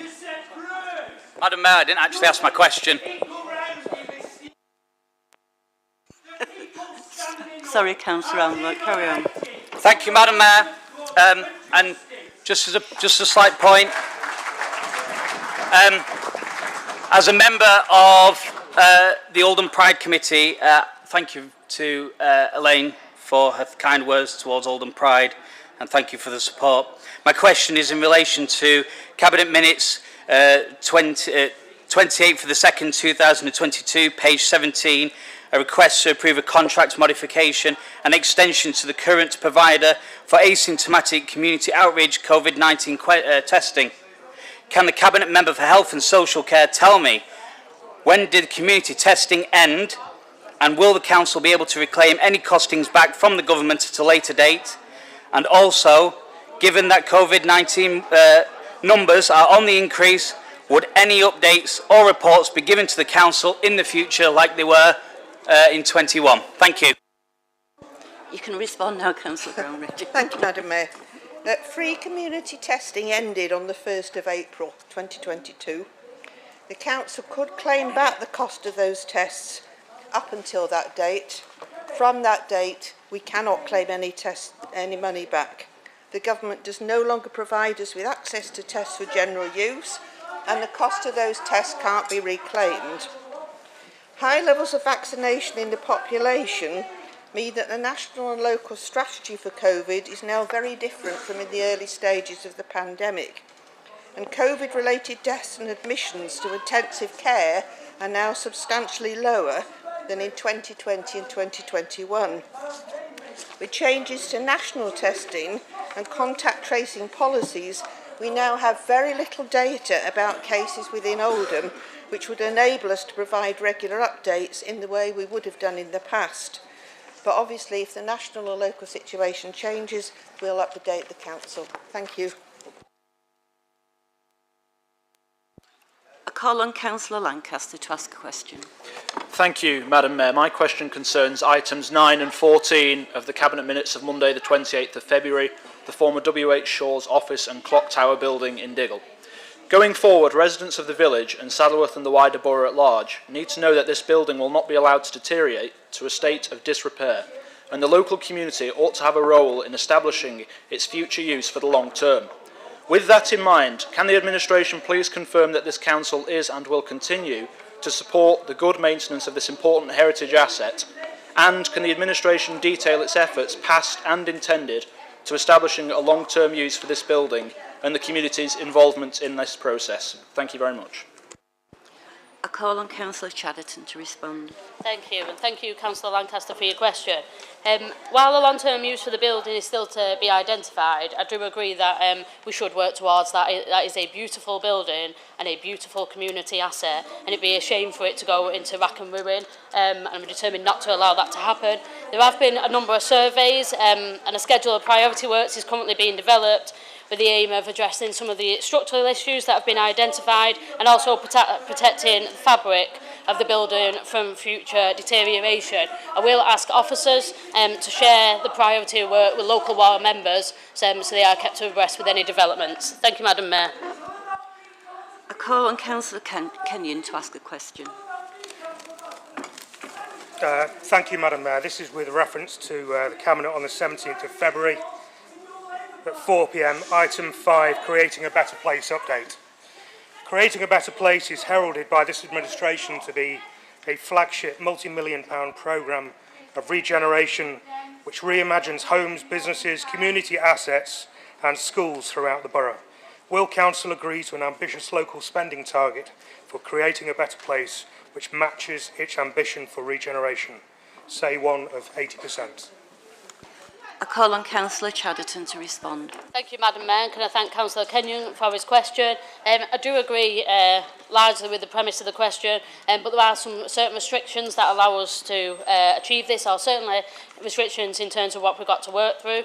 So any council commitment must be mindful of certain restrictions under the Public Contracts Regulations and in particular Section 17 of the Local Government Act. However, just to give a couple of examples of the work that we have done to move forward on this agenda and try and achieve those aims, we incorporate the social value portal in all our procurements greater than £100,000, which is then weighed at a minimum of 10%. We can and typically do apply multipliers to local spend measures. All 28 contractors on our new North West Contractor Framework are contractually committed to delivering a minimum of 12% social value. Local supply chain engagement events are held by contractors awarded our construction contracts. This includes well-attended local pure partnerships to introduce local businesses to the contractors on the North West Contractor Framework, and FAQs written and shared on our internet to assist local businesses understand the procurement process are also published. Thank you, Madam Mayor. Councillor Woodvine, did you raise your hand? Yes, please, Yeah. Madam Mayor. Thank you, Madam Mayor. I hope you'll allow me to be a little bit cheeky and ask 2 questions, but the second one is only very short. On item 6 from the February Cabinet meeting, I am pleased to see some limited actions being taken on the preservation of 2 historic buildings in the borough, the Prudential and the Loom Works. However, much more is needed regarding heritage matters, as the centre of Oldham in its entirety has been branded at risk by Heritage England, which is quite shocking considering it is a conservation area. Foxdenton Hall, for example, is in a bad state of repair, which is worsening due to water damage, and the condition of many of our churches, which I appreciate are not under council control, are also deteriorating, including St Chad's, the mother church of Saddleworth. What is the council going to do about this sorry situation when it comes to our borough's heritage sites and assets, and when will the council learn its lesson that buildings do not maintain themselves? But we used to have a so-called heritage champion who specialised in this area. So will the leader in cabinet consider appointing one from amongst the elected members?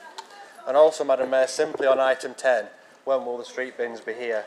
Because we've been waiting many months and we were told that Easter was the due date, but it is disappointing to have to continually break bad news to the people in my ward and wider Saddleworth. Thank you. Amanda, do you want to respond? I would love to, Madam Mayor. Thank you.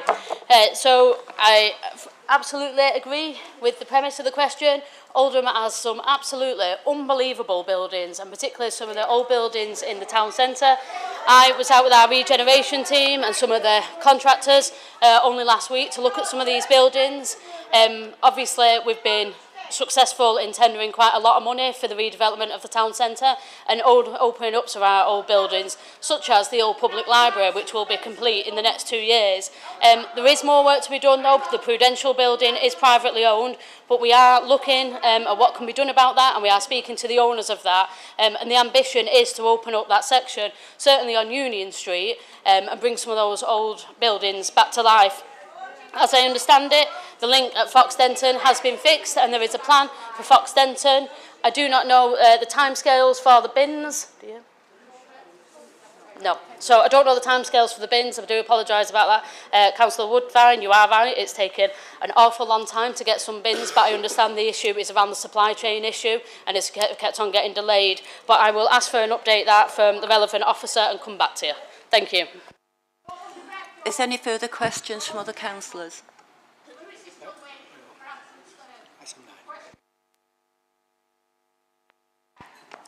We move on to item 9 on the agenda. It is the notice of administration business, and I call on Councillor Taylor to move and Councillor Goodwin to second the motion. Thank you, Madam Mayor. Hard work should pay for everyone, no matter who you are or what job you do. However, in recent years, the world of work has seen a fundamental shift from well-paid secure jobs to insecure employment models, which are mainly categorised by low-pay, exploitative contracts and bogus self-employment. The result of which is a country with growing inequality and in-work poverty. Millions of families are sliding into poverty despite being in work, which is why this Labour motion calls for a better settlement for working people. The levels of insecure employment in the UK are worryingly high. The experience of being trapped in a low-paid job with no guaranteed hours, wages or security of employment is all too familiar for many of our residents. Those in insecure work often don't know what hours they will work, causing chaos with arrangements like childcare and preventing them from planning their finances day to day, let alone week to week. 3.6 million people were in insecure work prior to the coronavirus outbreak, leaving them exposed to massive drops in income or unsafe working conditions when the pandemic hit. Yet these workers sacrificed everything during the COVID crisis to protect ordinary people and their families, while those on the front line risked their lives by simply going to work. It is clear that working people need a wage that can actually feed their family and keep a roof over their head, one that makes profitable companies pay their fair share instead of letting the public pick up the tab. The Prime Minister keeps talking about levelling up, so let's see it for the low paid, because there is still a substantial gap between the government's 2022 national living wage rate and the rising cost of living. This year, the Living Wage Foundation will bring forward their wage rate announcement from November to September to enable employers to implement it sooner and to provide workers with security during this cost of living crisis.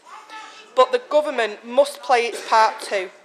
They set the pay for 6 million workers, so let's start by giving those key workers the pay rise they earned.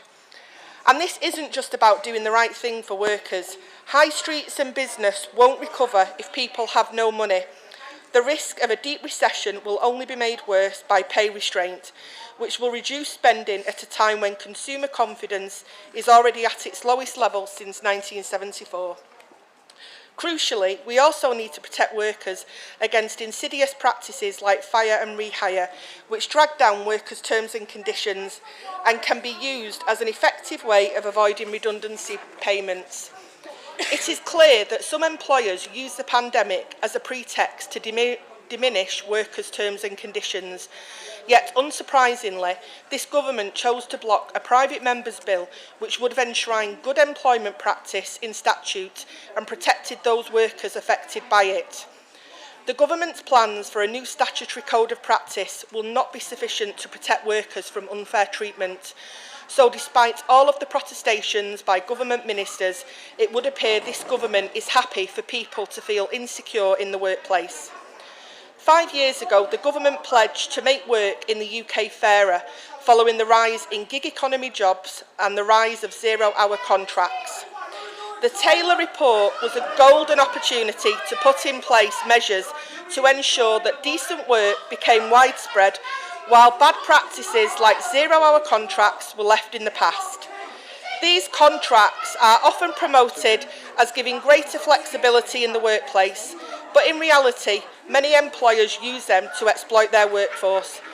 That is why we need to bring an end to zero-hour contracts and bogus self-employment, which doesn't offer any holiday or sick pay. We need an economy that works for everyone. We need genuine action that addresses the employment loopholes that unscrupulous employers use to exploit vulnerable workers. We need well-paid jobs that offer long-term security, that give people the chance not just to get by, but to succeed and prosper. More now than ever, we need to reshape the world of work. instead of an over-reliance on insecure work, which is bad for workers and bad for the economy. We need stronger employment rights. We need to stop employers misleading workers about their employment status, and we need to give workers the opportunity for true flexibility. Please support this motion.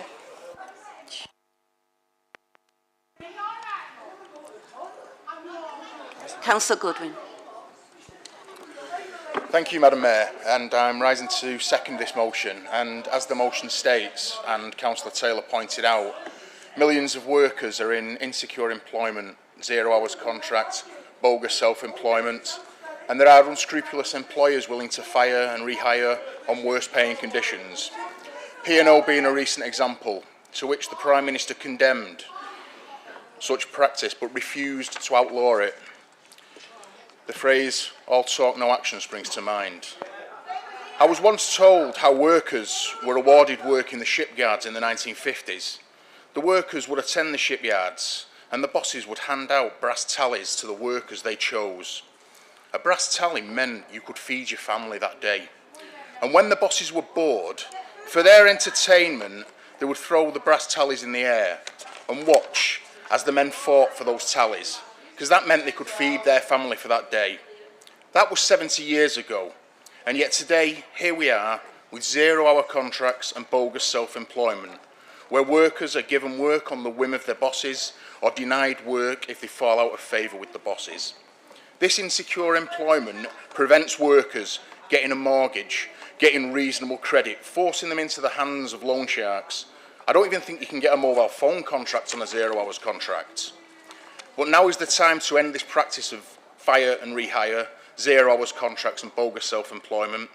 Workers in this country are decent people doing decent jobs and they deserve decent pay and security. Please support this motion. I'm aware of an amendment and I call on Councillor Quigg to move and Councillor Arnott to second the amendment. Thank you, Madam Mayor. I think we can all agree probably that a decent day's pay for a decent day's work is a valid point, and I think we can absolutely agree on that.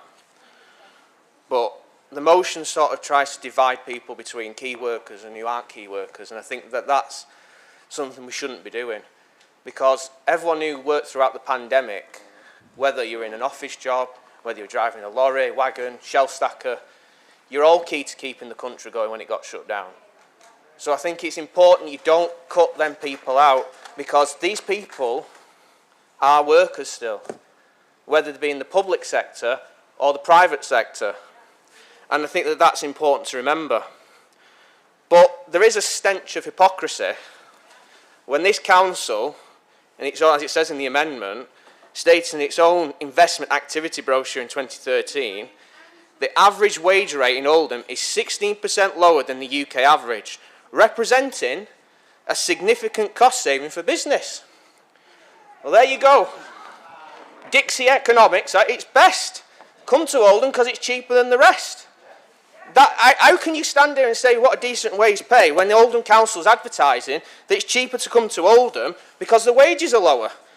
It beggars belief. I mean, it just doesn't make sense. And in regards to fire and rehire, Councillor Goodwin, you're quite right. These people who do that are despicable, because people do deserve to have a contract of some sort and know where they stand because of pay, etc. But this motion doesn't exactly nail these contractors down. In fact, that's why I've put the amendment down, because the amendment says, and I change it to, it says you discourage them. Well, just rule them out. Don't sign the contract with these people if they do that. Just don't sign it. Just say, no, we're not signing with you because you encourage fire and rehire. I mean, it's extraordinary that the Labour Council's now deciding that a Labour motion should encourage people. Just tell them no. It's as simple as that. It really is. And as the amendment goes on, to cut the long story short, I'd love to know where we are in terms of the TUC campaign that you mentioned, in terms of Oldham Council and New Deal for Working People. Because I think this council needs to set its standards as well and make sure it's meeting those standards, because rather than us supporting it, let's find out what we're doing ourselves in this council, whether or not we're meeting that criteria. Because by the sounds of it, we've still got a problem in some sectors. And I think that that needs addressing before we start telling others what to do. But equally, the elephant in the room, as I said about the 16% pay, is probably because Oldham has suffered from the brain drain of Manchester and other places, but also the influx of cheap foreign labour from outside, in particular European Union. People who struggle for jobs, you talk about the race to the bottom, these people have met the finish line years ago. And it's why they voted for, in 2016, to leave the European Union, because they wanted to take back control of the borders so they could then control who we had who coming in and how. And that's why this government is bringing in strong measures to control immigration and migration itself. Completely nothing about that in this motion. Nothing. And the Bank of England found, particularly in areas like Oldham, where there's regional discrepancies, that 10% increase in proportion of foreign-born workers in lower-paid service jobs was associated with a 2% fall in the average pay for those jobs when focusing on regions, in particular places like Oldham. We heard nothing about that in this motion, nothing. So, I think it's important that we all agree that people should get secure work. But equally, I think we have to look at the fact that this council... Move extension. Moving extension. Is it moved, Madam Mayor? Yes or no? Thank you. Madam Mayor, to conclude, I think it's important that we all agree that fair pay for fair day's work. But this motion isn't going to deliver that. And I hope that people can support the amendment tonight that actually does look to tighten some of the things that are in this motion and some of the things that actually do need addressing. Because otherwise, we're just talking lip service. Jam today, jam tomorrow, whenever you want it, but it doesn't actually solve the problem of low pay. Thank you very much, Madam Mayor. Councillor Arnott. Councillor Arnott, second.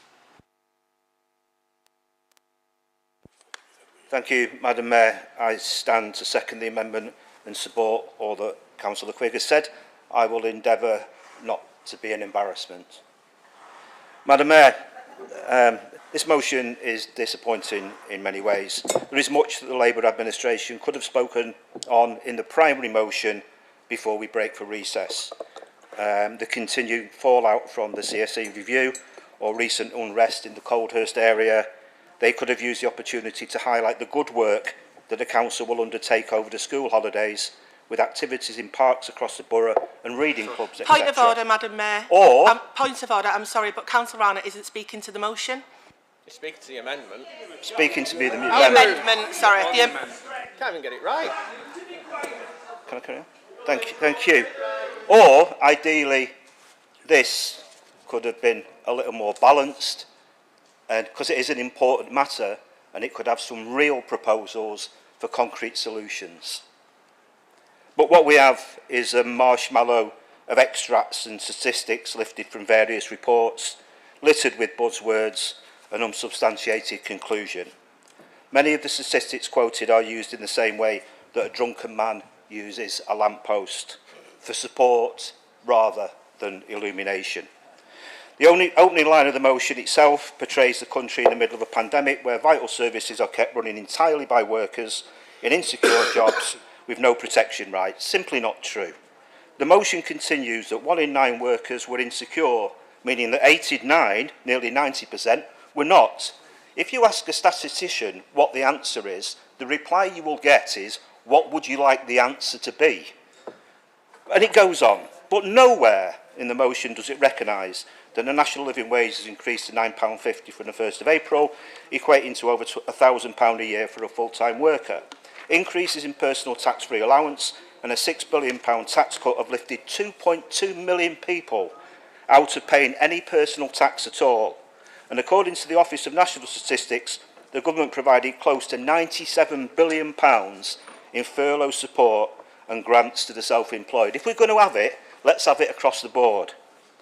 In its resolution, the theme continues. The motion proposes that all key workers get a pay rise at least the equivalent rate of inflation. Really?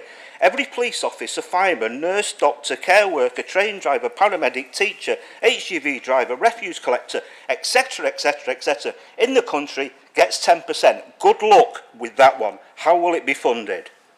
In its further resolutions, the motion fails to propose real-term solutions, but proposes to encourage that the Council itself promotes, supports or encourages measures in its dealings with its own staff and contractors. The motion is correct that the Council should look to itself when an internal survey in December revealed that only 50% of staff would recommend that working for Oldham Council is a great place to work, a sharp drop from the 63% in 2016, and that 40% of staff do not think that their pay reflects their level of responsibility. Finally, I have not had the chance to welcome Councillor Taylor in her new role. I have noted, however, that a motion has been widely publicised on the OMBC I Love Oldham Facebook page. Would the Chief Executive be so kind as to write to the leaders of the opposition groups outlining the process and procedure for them to have their opposition motions promoted by the Council in the same way? Thank you, Madam Mayor. Move to the vote, Madam Mayor. Madam Mayor. Right, we're just going straight to the vote now. With no time for debate, unfortunately. So, does Councillor Taylor... Yeah, does Councillor Taylor wish to reply? No. There's going to be a vote on the closing motion. Oh. Vote on it. No. Councillor Taylor does wish to use her right of reply, Madam Mayor. It's been moved and seconded. We go to the vote. That now has to be put to the vote to see if it's agreed. Is that agreed? Yes. Agreed. Right, now it's a vote on the amendment. Right. The vote for Councillor Taylor and Quick and what we want to reply. What's the amendment? Yes. Councillor Taylor and So Quick. just say to people, we're voting on the amendment. Right. We're voting on the amendment now. Sorry. In terms of Councillor Taylor and Quick, before it goes to the... Yeah. Sorry about that, folks. Sorry. Yeah, sorry. Right of reply, Councillor Taylor. Yeah, thank you, Madam Mayor. So I mean, I guess there's quite a few points that were raised there. I think the first thing is that, you know, to be critical about the motion that we've submitted, I find quite strange when the Conservative group hasn't submitted a motion at all. It was quite within your rights to do that, and you chose not to. So that does seem a little bit disingenuous, I have to say.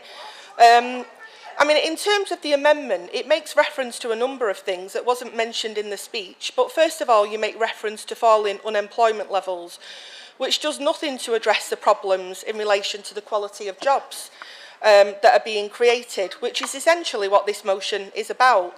Neither does it detract from the fact that well-rewarded, secure jobs are being replaced with low-paid, insecure work, and they are still on the increase. Now, we can get into semantics about the numbers, but we're talking about millions of people, and if you don't think that's a large number, if you don't think that is a significant amount of people who don't qualify for basic things like holiday pay and sick pay, then I find that quite astonishing, to be honest. And, you know, I would have to question if you are the party for working people, if that is your view. In towns like Oldham, where wages are already lower than the national average, unemployment is obviously higher and social mobility is lower. So as a Labour administration, we certainly don't encourage low pay. And I think to make reference to a document that's 10 years old, well, obviously times have moved on, things have moved on, and I think this motion is testament to that. I certainly wasn't on the council 10 years ago.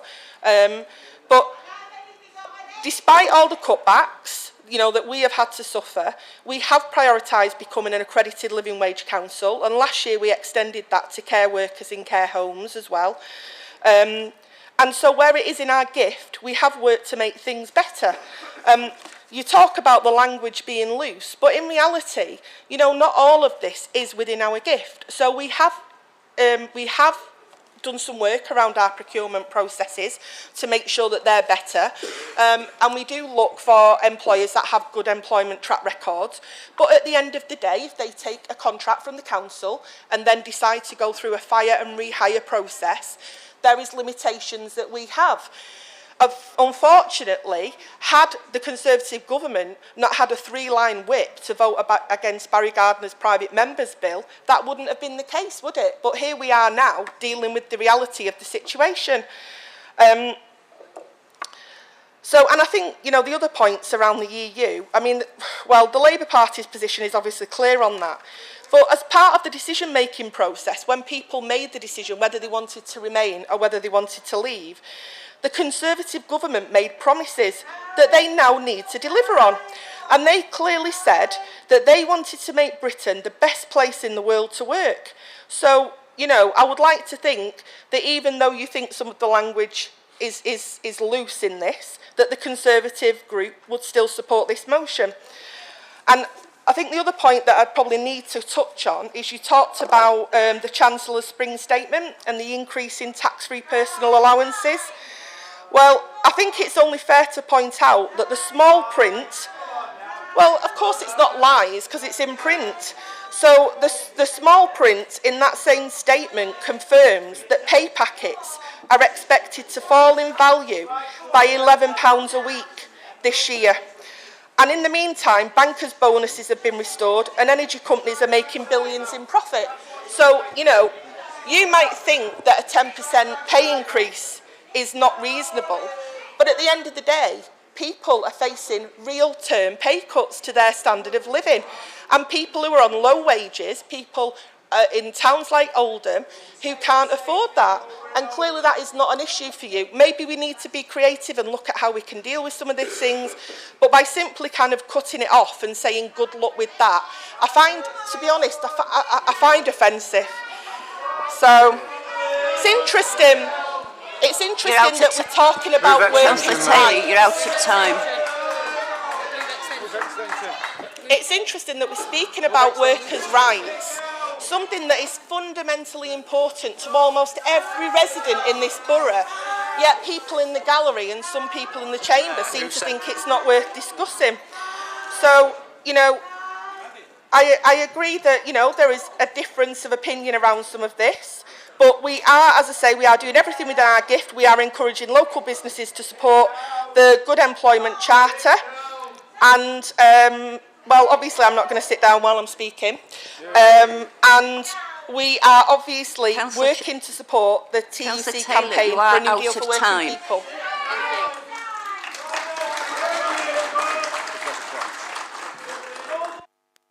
Councillors, I did advise you that there's a traffic light system. Please, can you be aware of it? Thank you. I call on Councillor Quigg. Thank you, Madam Mayor. Well, obviously you don't want to talk about the European Union because it's obviously not a settled issue in the Labour Party, is it?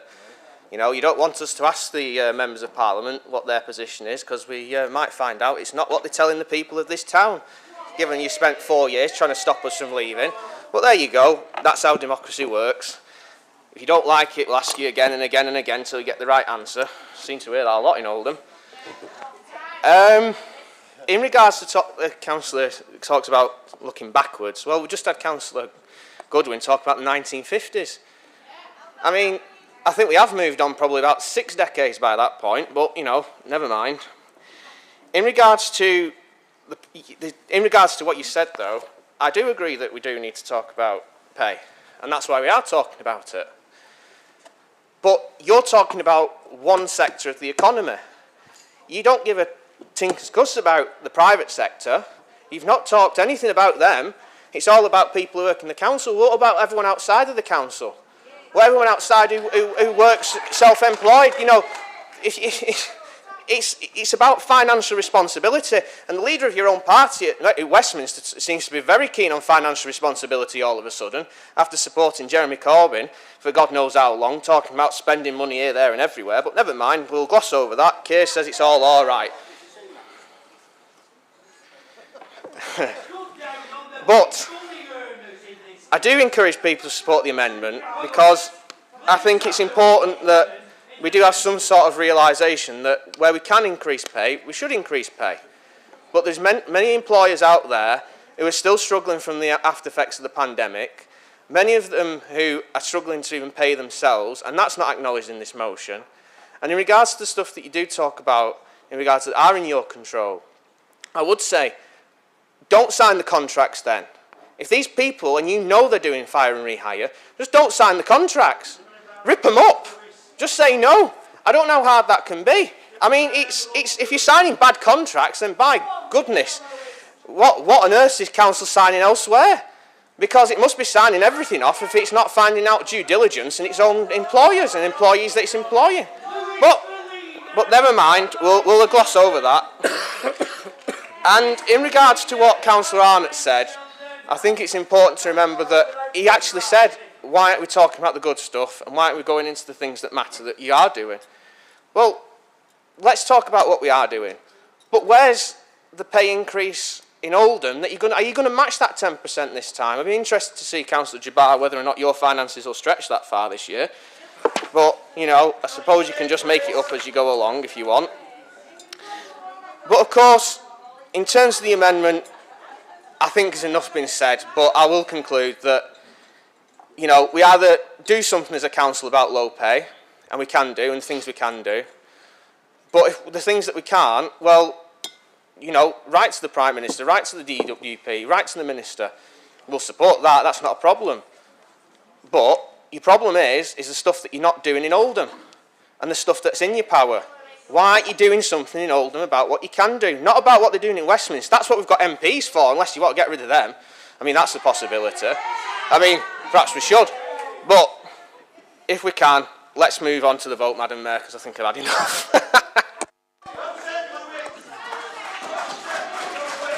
Does Council agree with the amendment? Those in favour? Those against? The amendment is lost.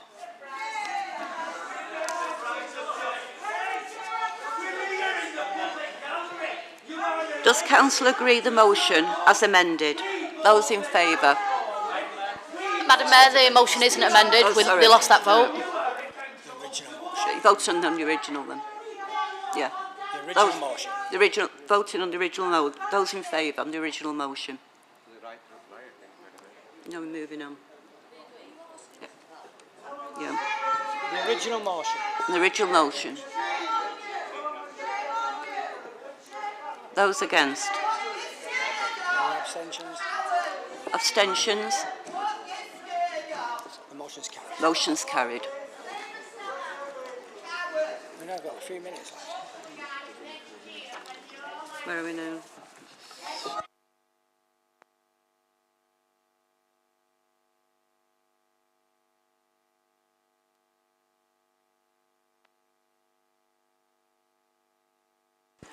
Motion 2. Does Council agree the alteration?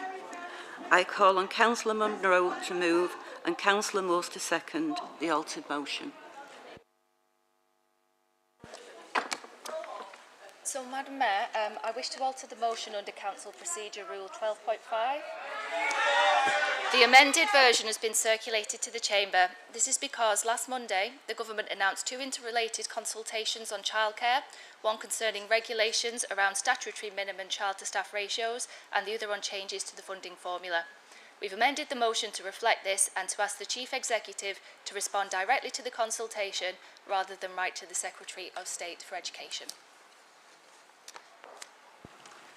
Does Council agree the alteration? I call on Councillor Munro to move and Councillor Morse to second the altered motion. Councillor Munro.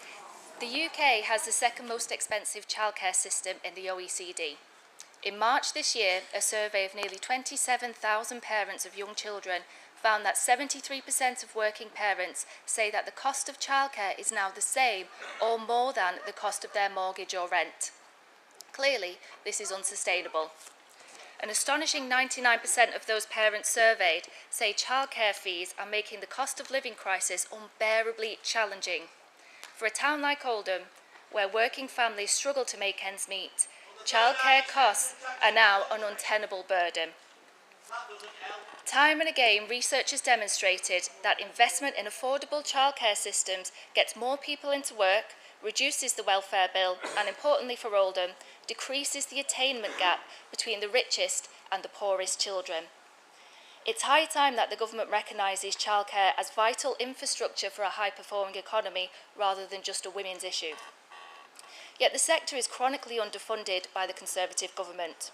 Not only are parents struggling to shoulder the costs of childcare, some childcare providers are now worryingly fighting to stay afloat.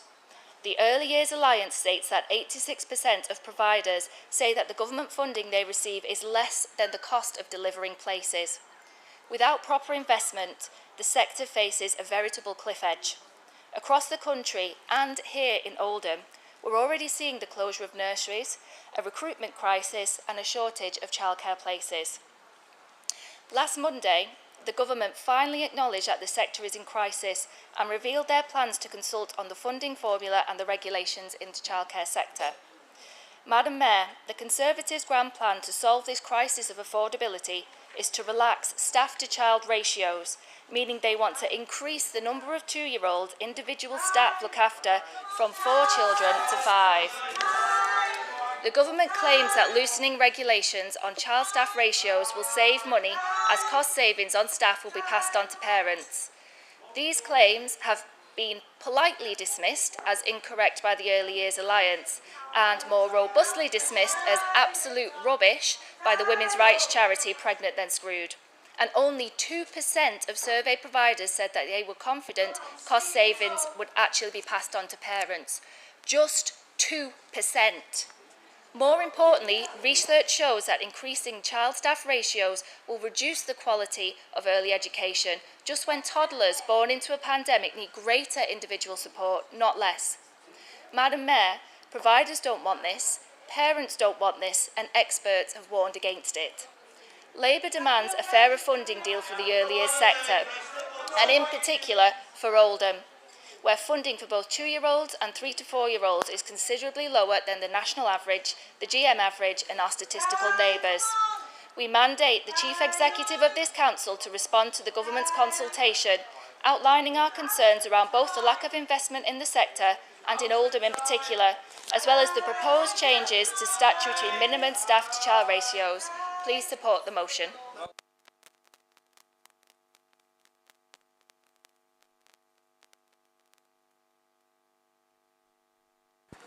Councillor Moores, to second. Councillor Moores, can Thank I just you, Madam advise Mayor. that, Councillor Moores, can I just point out that we're running out of time, you've got 1 minute. Thank you, Madam Mayor. I second the motion. To become successful learners, children need to grasp essential skills and abilities such as speech and language, social skills and awareness of physical space. That is why the early years of a child's life are so important. They are a time for building the foundations for a child's lifelong learning and well-being. Yet funding for early years is sadly lacking. Tinkering at the edges and changing the statutory minimum staff-to-child ratios certainly won't help. It will make things worse. And changes to the funding formula won't solve the problem either. Since we put the original motion together, things have changed rapidly. On Monday the 27th of June, the government announced its consultation and Nadeem Zahawi was Education Secretary. On the 5th of July, it was announced that the Education Secretary was Michelle Donnellan, but she stood down after 36 hours. So we now have James Cleverly. Being able to name the Education Secretary isn't a key skill when you're 5 years old, but speech and language is. Thank you, Madam Mayor. Thank you.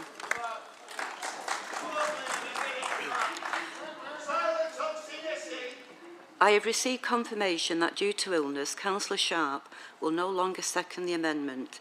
The Chief Executive has been notified and Councillor Arnott will now second the amendment.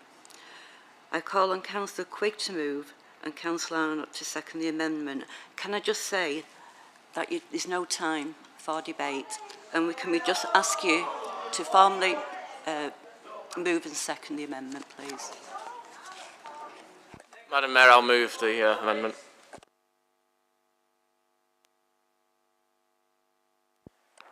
Second, Madam Mayor, move to vote if you wish.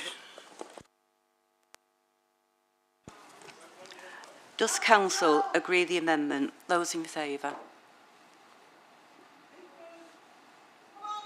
Those against? Abstentions? The amendment is lost.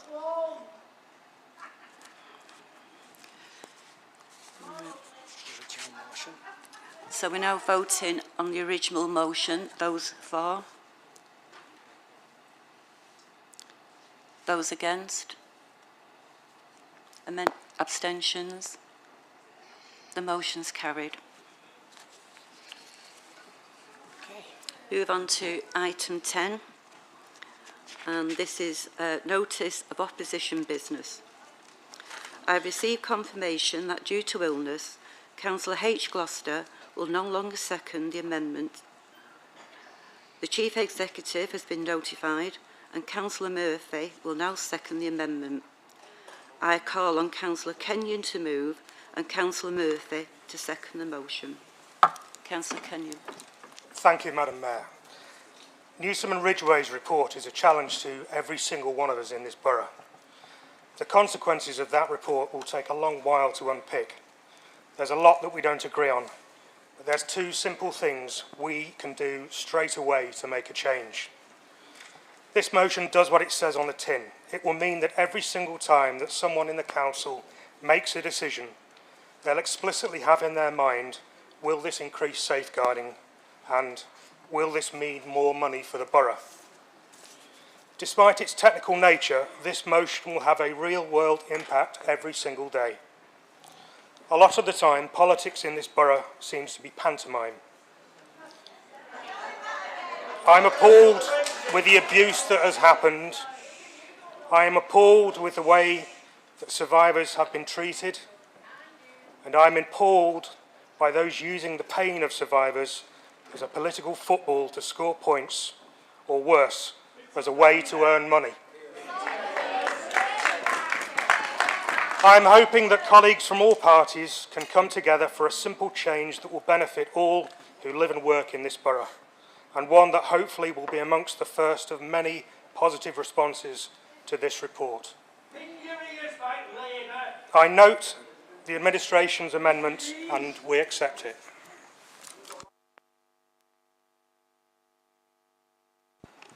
Councillor Murphy. Thank you, Madam Mayor. On behalf of Councillor Gloucester, who has got COVID, and I wish her a speedy recovery, I rise to second this motion, not only because of the issues that have come to light in the recent CSE report, but in believing that the safety of our children and vulnerable adults is paramount. Where systems can be strengthened around our safeguarding practices, they absolutely should be. This motion is intended to do exactly that. It will provide further safeguarding questions to be investigated prior to agreements or contracts being let, specifically in the areas that may have slipped by previously. Due to the consequence of a decision not being investigated thoroughly. This, as we all know, can lead to unexpected incidents and situations arising, which, if considered more carefully at the procurement stage, could have been dealt with. I'm not sure some will complain that this result is a more paperwork exercise, but unfortunately, where safeguarding is concerned, there can never be too much paperwork, and we have learned, if we've learned nothing from the CSE review, this is one area that we all need to learn from and address immediately. Thank you, Madam Mayor. Madam Mayor, could we move this straight to the vote, the motion as amended? Thank you. Yeah, right. I've got to, we am aware of the amendment, and I've got Councillor Mustache to move and Councillor Stretton to second an amendment. Thank you, Madam Mayor. I'll be quick. First of all, I'd like to thank Councillors Kenyon and Gloucester for bringing it, and Councillor Murphy for covering for Councillor Gloucester tonight, and I hope she gets well soon. Importantly, it highlights a large number of decisions the council does make and the positive impact that they have on our residents. It's not always clear what the impact of decisions will be at the time the decisions are made, and that's why we have the process that we have currently around the equality impact assessments. I'd like to reassure Councillors Kenyon, Gloucester and Murphy and others, along with colleagues across the Chamber, that reference is often made to these assessments before, during and after decisions. Myself and colleagues often question officers on them and highlight areas of potential impact based on our knowledge of the communities we serve. We are working on a new approach which we are planning to borrow from Cornwall Council. They have developed a visual wheel approach to impact assessments, one where every decision must include a rating and description for how that decision impacts upon each priority that the Council has.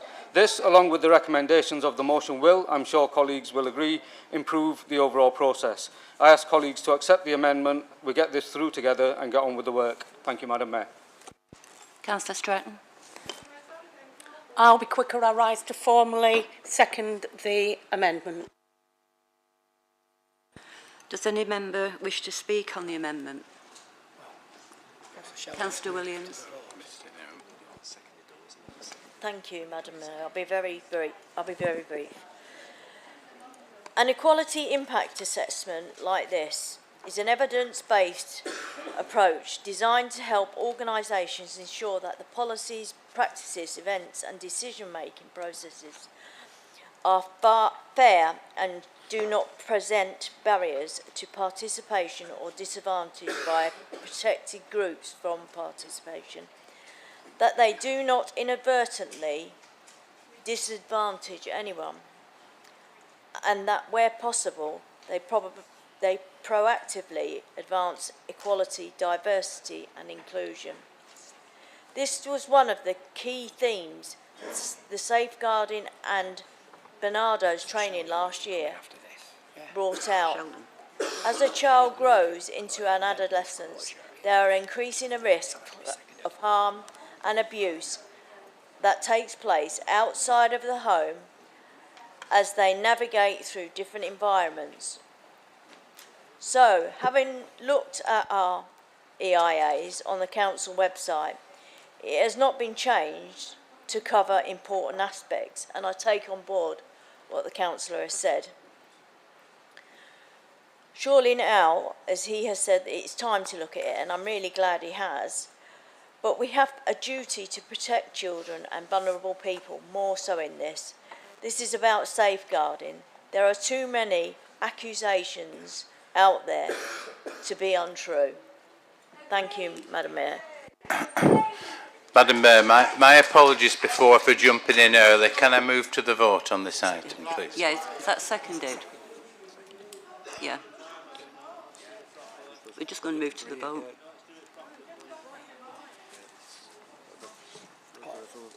We've got to agree the closure motion. Right. So we've had a closure motion by Councillor Sheldon.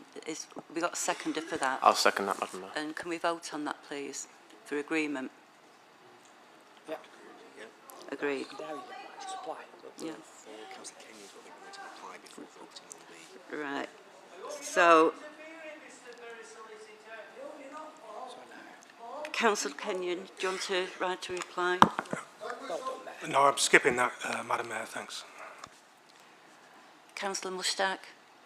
No, fine. Move to the vote. Thank you. Right, just move to the vote.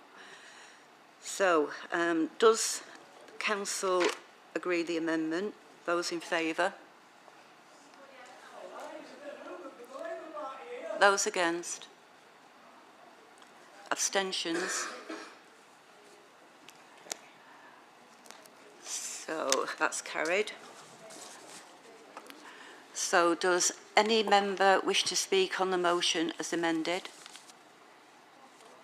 No? Just move to the vote. Those in favour? Motion was amended. Yeah, the motion is amended. Those in favour, yeah. Those against? Abstentions? Unanimous. Carried. Okay. So we go on to motion 2. I call on Councillor Hobin to move and Councillor Wilkinson to second the motion. Councillor Hobin. Thank you, Madam Mayor. I'm going to be brief so that people can debate this motion. I know it's very contentious for some and it's very down at the heart for the rest of us. Some of the stuff that I'll mention tonight has been mentioned before, but I think it needs saying. But before I go on to the main part of my proposal, I'd just like to address some things that have been done here this evening. For Councillor Taylor, and it's not my job to support them really, but for Councillor Taylor calling the Conservatives disingenuous for not putting a motion forward, as I understand, Councillor Arnott and the Conservatives did that so that we could debate this very serious motion and allow the time for this. So, and then I'll go on to Councillor Chadderton's statement at the beginning, and I think if anybody listened to that, I know that there was some reaction from the crowd, but if anybody did listen to that, all the 4 points that she made would lead you into thinking that we do need an independent public inquiry, because everything that she said leads to that. So, putting this motion forward tonight, we've had the review, which highlighted what some of us thought all along, that failings had happened and there was grooming going on. That's been admitted by a previous leader of the council. The public meeting that we had has still left lots of questions unanswered. We found out that the review was restricted, too narrow, too few cases looked at. Regardless of what was said 2 weeks ago in this place, there was advice not to question some of the victims. That's been laid down in paper and can't be denied anymore. The victim declared the review as not fit for purpose. So before, we've had previous leaders, one's denied anything was going on, one's admitted it, one's offered apologies. We need answers, and the victims need answers, and the public need answers, and until we get them, this cloud above this administration will not move. We can't move on. Multiple failings have happened. General apologies, no good. No good with sweeping statements of we did wrong or we have now learned. We need a public inquiry, an independent one, to tell us who failed and why, to tell us who knew and why, and who did nothing about it and why. And they're the questions that these victims deserve answers to, and that's why we put this motion forward. It's not to delay any more victims coming forward. We pressed victims to come forward. We understand if they feel uneasy approaching the council, if they feel uneasy approaching GMP, they can use us as an outlet as councillors. We're open to that. This should not delay anything for any more victims. But we put this motion to you for all members in here to look into yourselves and think, what do we need to do for the victims, not for ourselves? We need the truth, and that's what this motion is stressing for. Let's have the truth once and for all, with a public, independent inquiry into everything that has gone on in and behalf of this council. Councillor Wilkinson.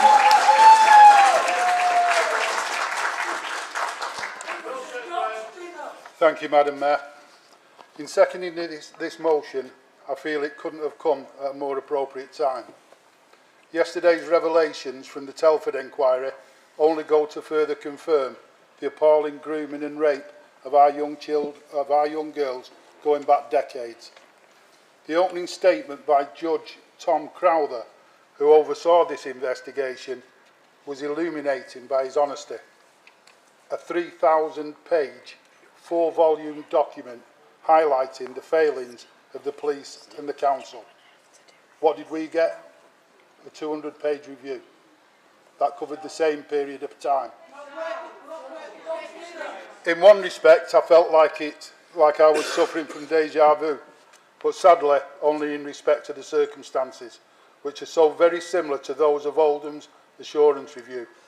However, the thoroughness and candid comments from Judge Crowther, I feel, is something we have not been privy to here in our borough.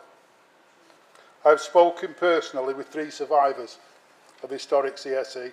Their lives have been ruined by this exploitation. All 3 were 12-year-old when this grooming and abuse started. No child should go through this. I accompanied one such victim in company with my fellow councillor Brian Obin and Maggie Oliver to see the Chief Constable of Great Manchester Police. The Chief Constable, as much as he made a heartfelt apology it does not in any way go to repairing the physical and mental abuse caused. I appeal to the other parties. Forget the colour of your rosettes. Do what you believe to be the right thing. Let Oldham lead the way in what isn't just a local problem, but a national one. We cannot keep turning a blind eye to this abuse, and when discovered, saying, sorry, mistakes have been made, and we will look to rectify them. Police, social services and the council need to work together in order to eradicate this horrendous abuse and prevent it happening again. Every agency needs to improve their standards, share information, identify potential targets and act expeditiously. Please, I appeal to you. As mothers, fathers, grandmothers, grandfathers, do the right thing and vote with the motion for a public inquiry which will give these now young women some form of justice, knowing that those responsible for the failings will be asked to explain and account for their actions.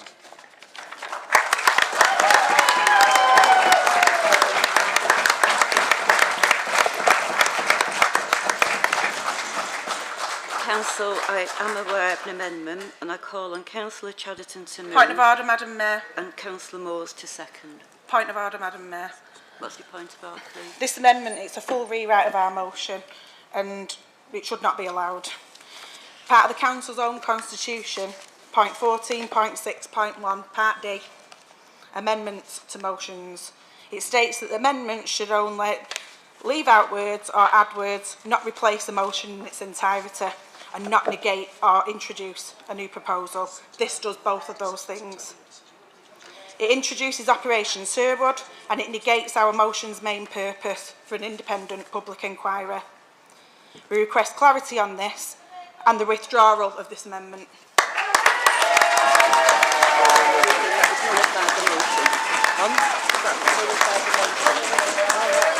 We've accepted that the amendment is valid.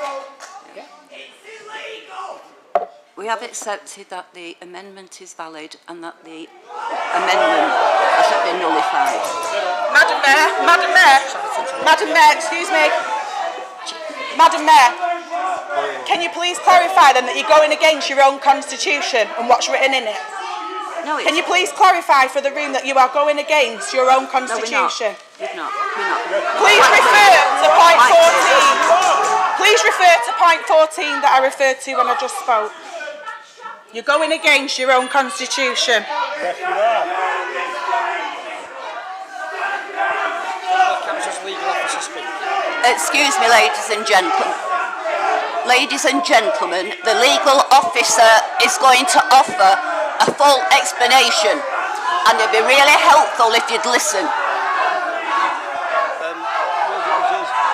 Obviously, further to the issue that was raised by the member, the kind of issue is whether or not the amendment, the kind of issue is whether the amendment negated the motion.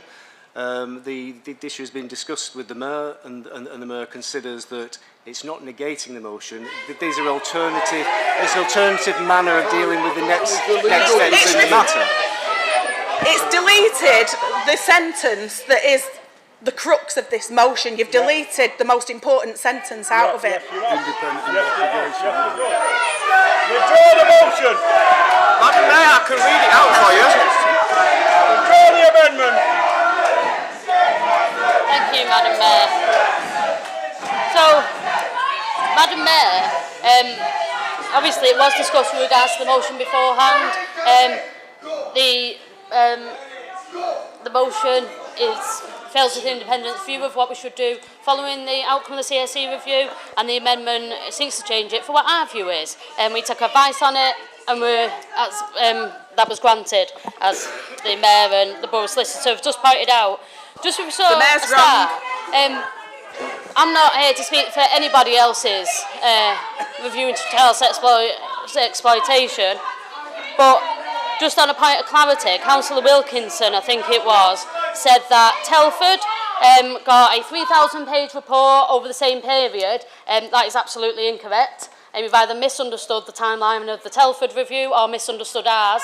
The Telford review goes back to the 80s, ours goes back to the earliest, 2006. You can shake your head all you want, Councillor Wilkinson, but when you look at the Telford report, Tom Crowther quite clearly states it goes back to the 80s, so it's over a 33-year period. Now, what I will say, before going to the reasons for the motion, and where I do agree with Councillor Wilkinson, is since the publication of that report 2 weeks ago, I've spoke to a number of victims, and they came forward and ran me that week. The victims that were referenced in the report, but also other victims of CSE in Oldham, and speaking to those people and how it has affected their lives, and they were. You can't say it's destroyed their lives, because the people I spoke to, it hasn't, but it has had an impact into adulthood on a number of things, and you can't be fail to be affected by that. So in terms of the amendment, Madam Mayor.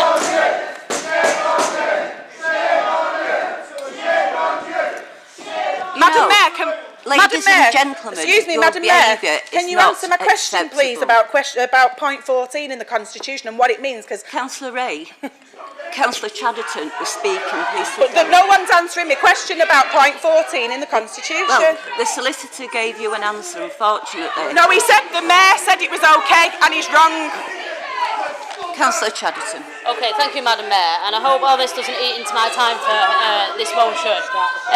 So, I do rise to move the amendment, and that's not because we don't understand the level of concerns of Oldhamers feel about this issue, but it's because we want to see action. We want to see improvements for children and young people, and see the people that committed these disgusting crimes brought to justice. The original motion doesn't explain what benefit at all a public inquiry would have, either in providing improvements or assurance for today's children and young people, or in seeking justice for historic victims of abuse. The Oldham Review was independent, and it was run by the very same experts that the government use as commissioners and reviewers for their own safeguarding, assurance and improvement work. In addition, the original motion assumes that we haven't already reached out to national bodies throughout the review or since its publication, and this is incorrect. During the course of that review, the Home Office were briefed twice by the Council, both on the terms of reference and on the key issues arising from the review.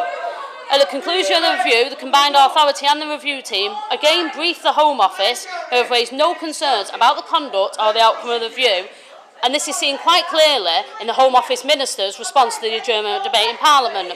The Department for Education and Ofsted have been fully briefed on the findings of the review and again raised no concerns. Our Regional Department for Education Children's Social Care Lead, Regional Director for Ofsted and the Ofsted Region Children's Social Care have all been briefed on the process and the outcomes, and again no concerns have been raised. Ofsted have been in the borough since the review to visit Rivendell. Madam Mayor, I'm not out of time because I was taken up all the time by this.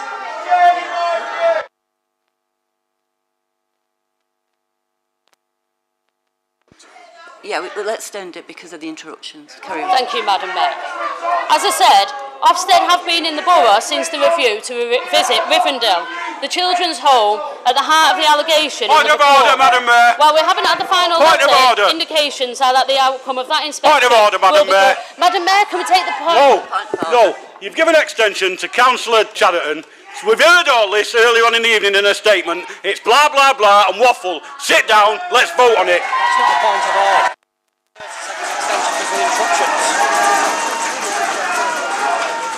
Councillor Obin, that wasn't a point of order, it was a personal opinion. Carry on, please, Councillor Chadderton. Thank you. I mean, I could replay those words back to Councillor Holbin with regards to what he said and what we feel about that, but that's where we are, Councillor Holbin. We have asked the Department for Education's Chair of the National Safeguarding Children's Panel to consider learning from Oldham. At the start of the meeting, you advised members to pay attention to the traffic light system. Yes. And a number of Labour councillors have not done that, and you've allowed them to continue speaking when the traffic lights have gone off. So that should really apply to us. So it's not one rule for one, Councillor Woodvine, it was the traffic light system. I advised the meeting of the traffic light system because I knew that we had a very busy agenda. However, it wasn't a strict rule. This whole thing takes less than 4 minutes. If all these interruptions, just carry on, Councillor Chadderton. Carry on. We are absolutely owning this report and its findings, and we're committed to acting where we need to improve and we need to offer reassurance. However, and this comes to the fundamental issue, isn't it? That the people calling for the public inquiry are doing so not because they've got real concerns about current practice or concerns about seeking justice, but because they want a different answer to the questions raised by the review.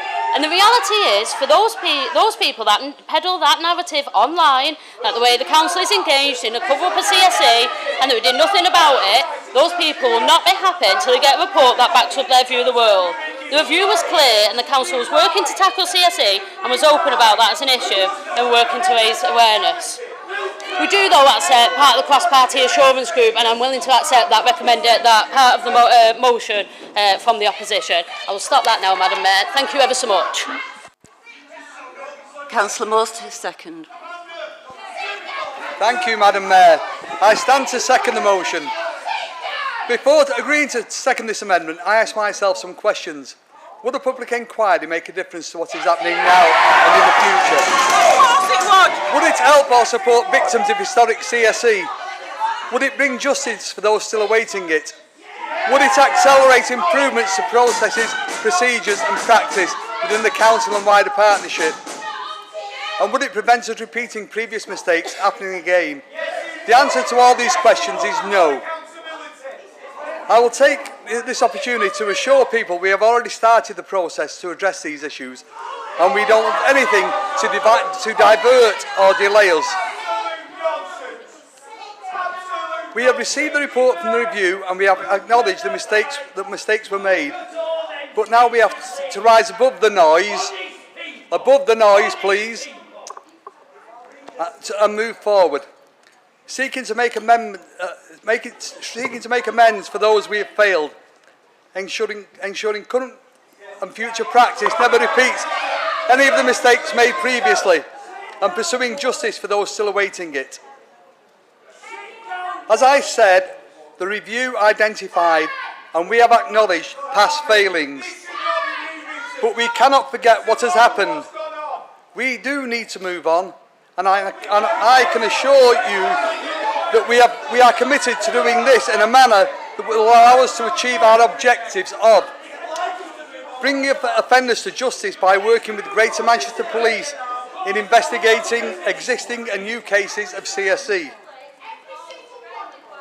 providing appropriate support to historic and current victims of child sexual exploitation, offering reassurance about current practices in regard to CSE and the wider children's safeguarding agenda. We will ensure cross-party oversight and involvement in shaping our responses to the review and our wider involvement to children's services. We will continue to seek independent assurance of our current and future practice, working alongside government departments and statutory bodies to meet the challenges set out in the report. This motion makes it quite clear there is a desire to involve elected members from across the political spectrum in the process. Councillor Moores, can I ask you to sum up, we please? do need to work together to meet the objectives. And by setting up a cross-party working group to oversee the activities of the boards and groups mentioned in the motion, we are making this possible. Sadly, CSE will not go away. There will always be people out there looking to exploit children and young people. Councillor So we have to be vigilant. It doesn't matter what role you hold. Councillor Moores, Don't go away while you're not making inquiries into it. Out of time. We're out of time. Sorry, all right. Okay, thank you. I've got 4 members who have indicated that they want to speak. We're running out of time. We've got Councillor Barnes, Councillor S. Bashford, Councillor Pythium and Councillor Sam Alandini. Because of the amount of time that's left, can you just reduce your comments to one minute each to make it fair? Thank you. Can't take any more after that.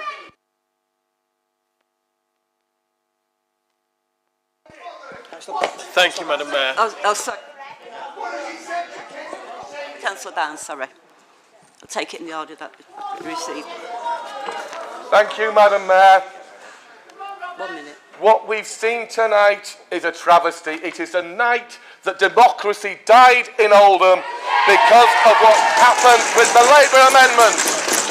It is an absolute disgrace. Now let me get to what I intend to say. What we see here tonight are panels that are meant to keep the public hemmed in. Madam Mayor, tear down these panels and let the public have their say properly. And I'll add, I will not take lessons from Councillor Stephen Bashforth about mocking the government when this is a councillor who voted twice against bringing the government in. I'm not going to take lessons from you, councillor. Don't even go there. Madam Mayor, I rise to oppose the substantive motion. As I said in the extraordinary council meeting held on the 27th of June, this is not the end. It should be the beginning.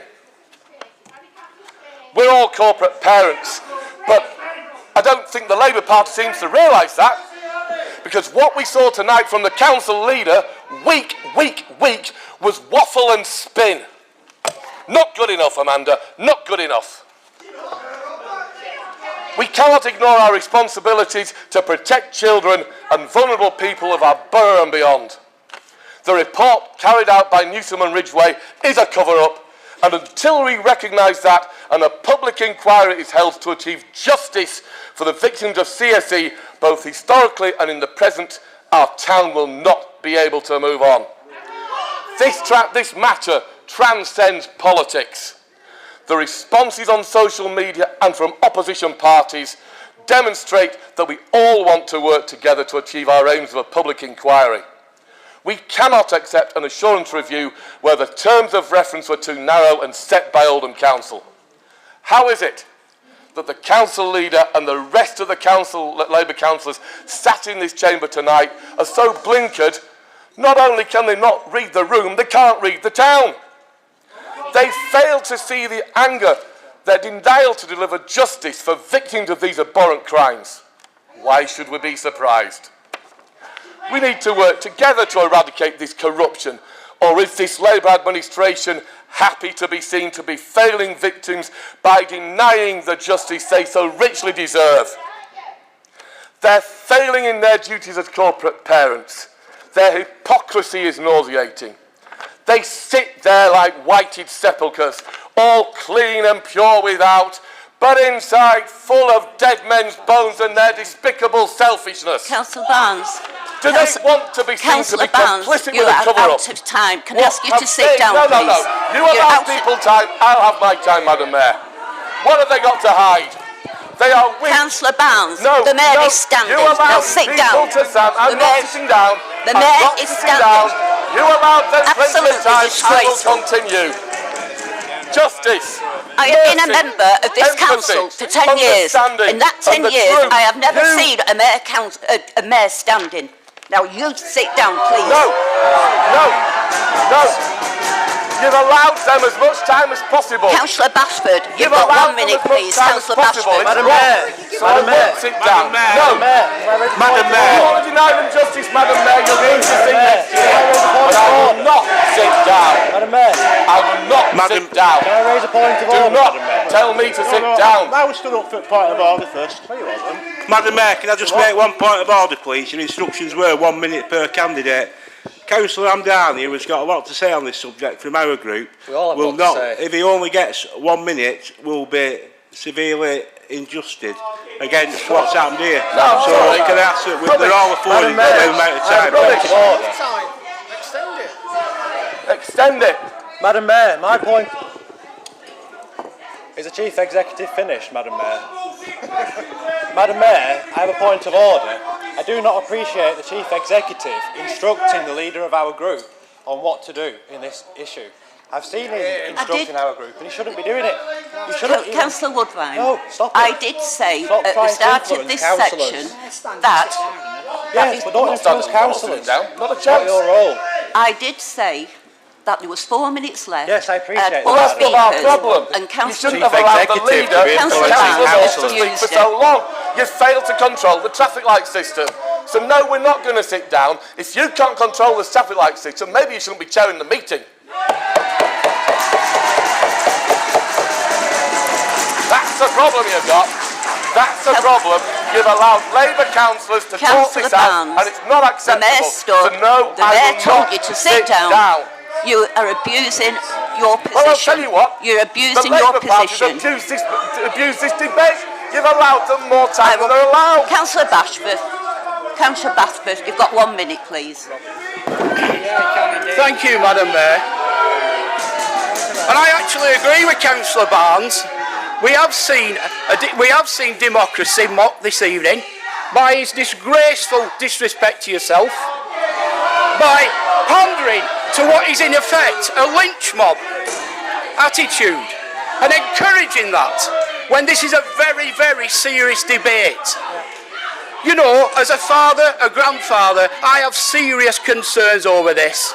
And I want to see it debated in a civilised and democratic way, not with a howling mob and disrespectful of the mayor.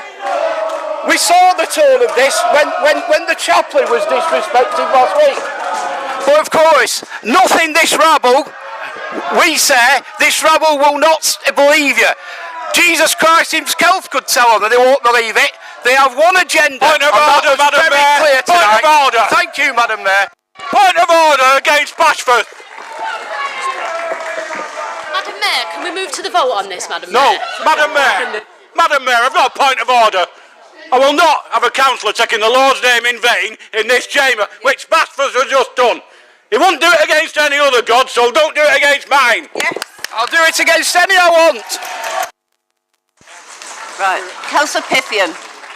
Councillor Piffian, you've got 2 minutes. Thank you, Madam Mayor. I'm speaking today to support this amendment to the motion. Spending taxpayers' money on another review into CSE would be a waste, in my view. The resources would be better off being ploughed into the actions that the original review recommends. Number one, the council working with GMP to bring offenders to justice. Number two, provide support to victims. Number three, provide reassurance into current safeguarding practice. Number four, ensure cross-party oversight and involvement in safeguarding and supporting victims. And the fifth one, to raise greater awareness of child sexual abuse, how to spot it and how to report it. I ask all members to support this amendment and stop using this serious issue as a political football. Councillor Alan Downey. 2 minutes if you can. Thank you, Madam Mayor. I'm really speaking to the Labour group about the amendment. With regards to what you proposed and what you end up with, I'm not offended by it, but it's not enough. GMP failed to provide information to the investigation that happened. And while I couldn't tell you honestly whether a public inquiry would be the right thing to do or the wrong thing to do, while I couldn't tell you that, by just removing all indication that there should be something that continues afterwards, I do not agree with that amendment. I do believe that Greater Manchester Police should be investigated for the failure not just here, but elsewhere. And the reason why I'm not happy with the amendment is it just ignores that. And as a group, you need to find a way to consider that there are still further failings, and you need to engage with that and find ways to progress that. What you are doing at the moment comes across, regardless of intention, sorry, I put a minute timer so I wouldn't go past it, it comes across as defensive and ignoring some of the issues. And regardless of whether that is your intention, you need to find a way to get past that. And just shutting down whether there could be a further investigation doesn't do that. So please find a better way. Does Councillor Holbein wish to reply? Thank you, Madam Mayor. I do wish to reply. I think it's some of the things that have just happened in the debate now, and Councillor Piffian there. How dare you How dare you bring money into this? How dare you bring money into this? If you want to save money, stop wasting it on spindles and stuff like that. I'd rather spend it on this investigation than on that shopping centre. To bring money into this debate is disgraceful. This isn't a party issue. This isn't a party issue. This should be human beings thinking of what these victims have gone through. There's a victim in this room tonight. Not a one of yous have approached them to see how they are. Not a one of yous have asked if there's anything you can do. All you want to do is shut this down. This amendment, all this amendment does, if you vote for this amendment instead of the full motion, you're not here for your constituents. You're not voting for them. The people that have put you here want you to vote for this motion without the amendment. What you're doing is putting your party first. You're putting everything before the victims, before the people. The people, if you don't vote for this motion in its entirety, the people will ask, what are you afraid of? What are you hiding? And who are you trying to protect as councillors? And that is disgraceful. We should be thinking of the victims, and only a full, independent public inquiry will get to the bottom of it. Before I sit down, I will just say to the members, if you vote for this amendment and not the full motion, if we don't get an independent public inquiry, we will carry on until we do, until people have voted you out and we can get it done. And whatever it is, whatever your party is promising you, whatever that 30 pieces of silver is to betray these victims, I hope it comes back and haunts you. Councillor Chadderton. Is this my right reply before the vote? Yeah.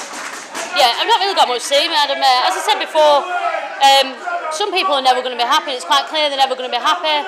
A question was asked, we had an answer. They don't like the answer, so they want to keep on asking the question. The irony of Councillor Quigg using it, also that analogy with the EU before, was amusing. But we are where we are. We are training into, conspiracy territory theory.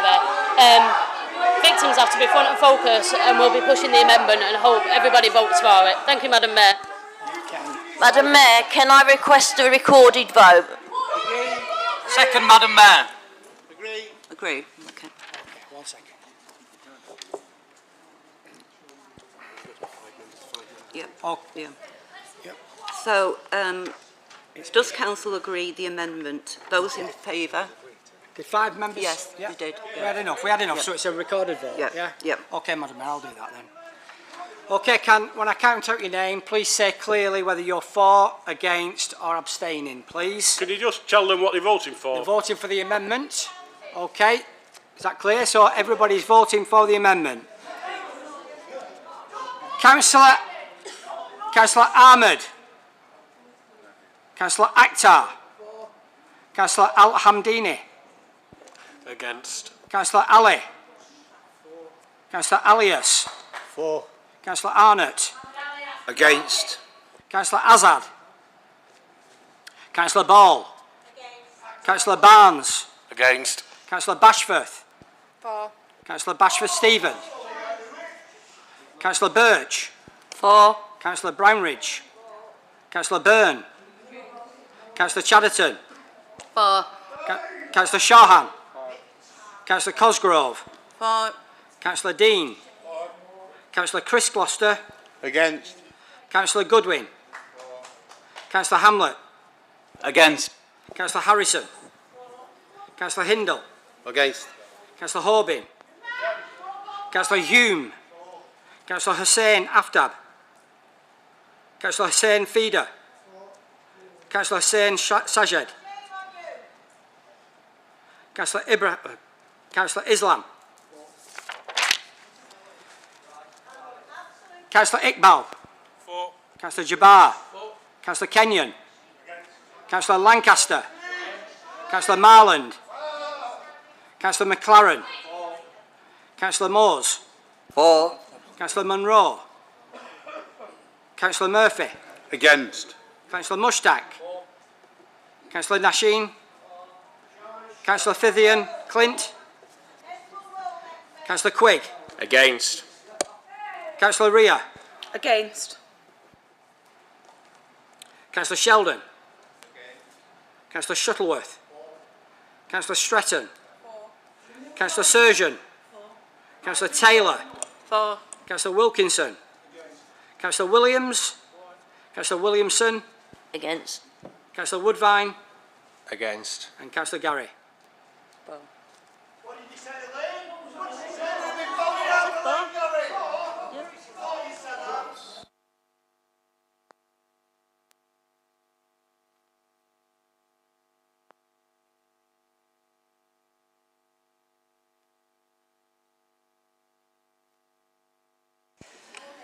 So the results are 34, 20 against, so the amendment is carried. We now vote Does any member wish to speak on the motion as Move amended? to vote, Madam Mayor. I believe we're out of time now for opposition business, and there's no other time for speaking on the motion. Seconded, Madam Mayor. Order, Madam Mayor. Who's deciding this?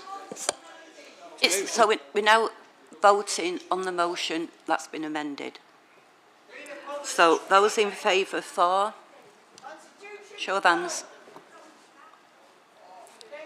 Those against? Abstentions? We have this recorded as well. Point of order, Madam Mayor. I actually raised what was going on, so why have we not been had the opportunity? I raised the point of order. I raised the question. You didn't answer the question. The Chief Executive dismissed it. Why couldn't we not have a recorded vote? Sonny was about to ask for a recorded vote and you moved on. It needs 5 people to ask for a recorded vote, and we were already Sorry, into it. Forgive me, I've asked the Mayor the question, not the Chief Executive. I didn't realise we had a combined post at the minute. Right, we're moving on. Please? Item 11. Can we have a recorded vote, please? Too late. Voted. We want to know. Item 11. Ask them they can have their name recorded. No, it's too late. Go to explain the position. Yeah, go on. In terms of as regards a recorded vote, it's got to be requested before the voting on the matter, and the Mayor had asked for the vote to be taken. Point of order. If it was too late for a recorded vote. Point of order. If a member can, after the vote is taken, a member can ask for an individual member recorded vote. Point of order. Point of order, Councillor Oban. Point of order. It was so rushed by Councillor Chadderton and somebody else to rush to the vote that a lot of the people in here didn't hear and didn't get the opportunity to ask for a recorded vote. So I'm politely asking if we can have a recorded vote. We've already had, and it's on record now, that the Mayor thinks the Constitution, she can ride roughshod over that. So let's not ride roughshod over this, please. No. The vote has already been taken. However, why is the Chief Executive answering the the question? solicitor will explain that you can have your vote recorded. Point of order. Is that right? Explain it. Madam Mayor, point of order. Ladies and explaining the Constitution. Ladies and gentlemen, you're getting upset about something, so what we're trying to do is explain. Now, Point of order, Madam the best Mayor. advice I can give you Point of is order. to listen. If you're not prepared to listen, then there you go, it's your choice. Point of order. Why are you allowing the Chief Executive to speak? He is not elected in this chamber. You are the Mayor. You should be chairing this. We've asked for a recorded vote. Why is the Chief Executive and the Borough Solicitor declining a recorded vote? It's been asked for by Councillor Hoban. There should be a recorded vote. Councillor Barnes, you'd already voted. You've already voted. You can't vote twice on the same But thing. you didn't give people the chance to vote. Right, the borough, if you're quiet, if you're quiet, we'll give you an explanation from the Borough Solicitor. Can I explain the procedure rule? A recorded vote has got to be requested before the vote's taken. The vote was taken.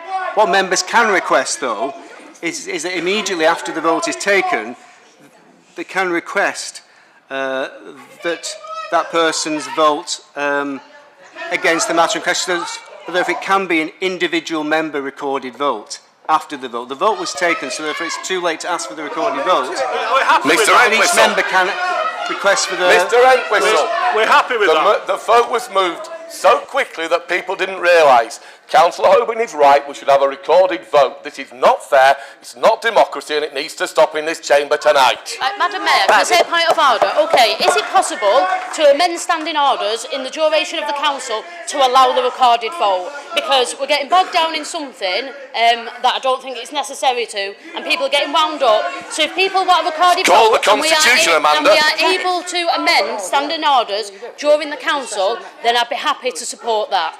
And so would my group if we want a recorded vote. OK? Is that seconded? Yeah, that's seconded.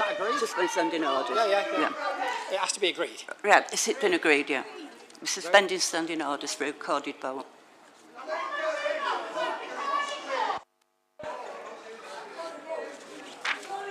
Okay, council orders have been suspended. If you allow me to speak, I will read out your name. Please indicate clearly whether you are for, against or abstaining. So, Councillor Ahmed. Can you just remind them what they're voting on, Harry?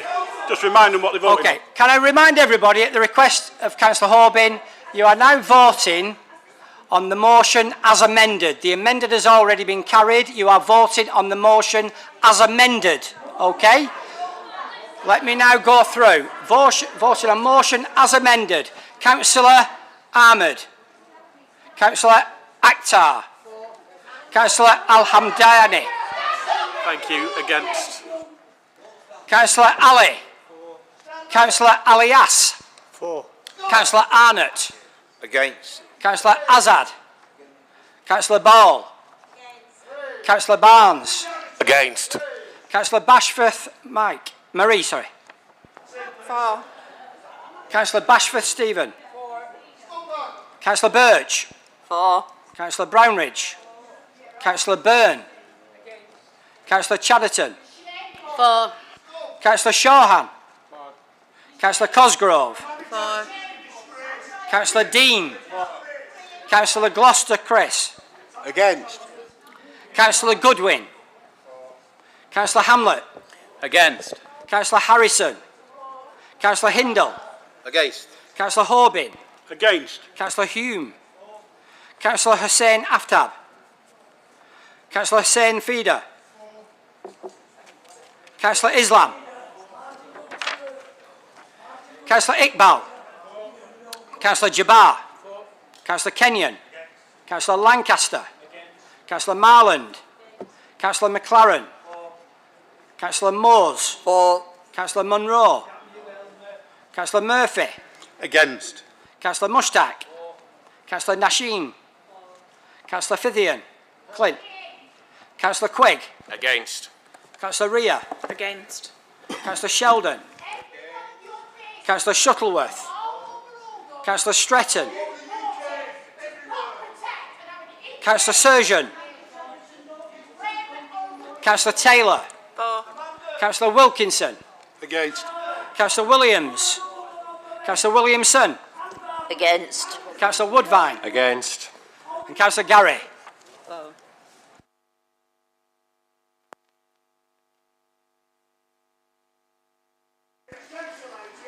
The motion as amended is carried. I intend to move on to item 11, which is updates and actions from the Council. I call on Councillor Chadderton to move and Councillor Gloucester to second the report. Move, Madam Mayor. Second, Madam Mayor. Does any member wish to speak? Madam Mayor. Councillor Woodvine. I'm just wondering if we could write to Councillor Warrington in Tameside. I'm not sure if she's still chairing the Pensions Fund.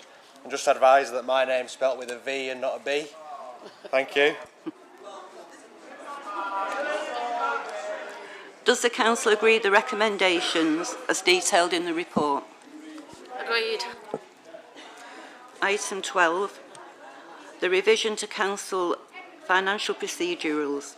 Can I call on Councillor Chadderton to move and Councillor Sheldon to second the report? Move, Madam Mayor. Second, Madam Mayor. Does any member wish to speak?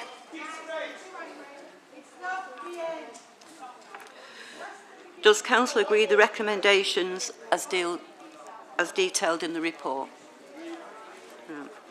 Item 13, revision to the contract procedural rules. I call on Councillor Chadderton to move and Councillor Groston to second the report. Move, Madam Mayor. Councillor Gloucester? Agree. Second the report. Does any member wish to speak? Does Council agree the recommendations as detailed within the report? Agreed. Agreed. Item 14, Health and Wellbeing Report Board Terms of Reference. I call on Councillor Chadderton to move and Councillor Sheldon to second the report. Move, Madam Mayor. Seconded, Madam Mayor. Does any member wish to speak? Does Council agree the recommendations as detailed in the report? Agreed. Item 15, Overview and Scrutiny Annual Report. I call on Councillor McCallum to move and Councillor Ahmed to second the report. Thank you, Madam Mayor. In moving the Overview and Scrutiny Report, I wish to take this opportunity to thank the officers and members who have contributed to the annual programme undertaken by the Policy, Health and Performance and Value Committee, Value for Money Committees during the past year. Thank you, Madam Mayor. Councillor Brownridge. Second, Madam Mayor. Does any member wish to speak? Does the mover wish to reply? Does Council agree the recommendations as detailed within the report? That concludes the business for this evening. Thank you for your patience. Thank you.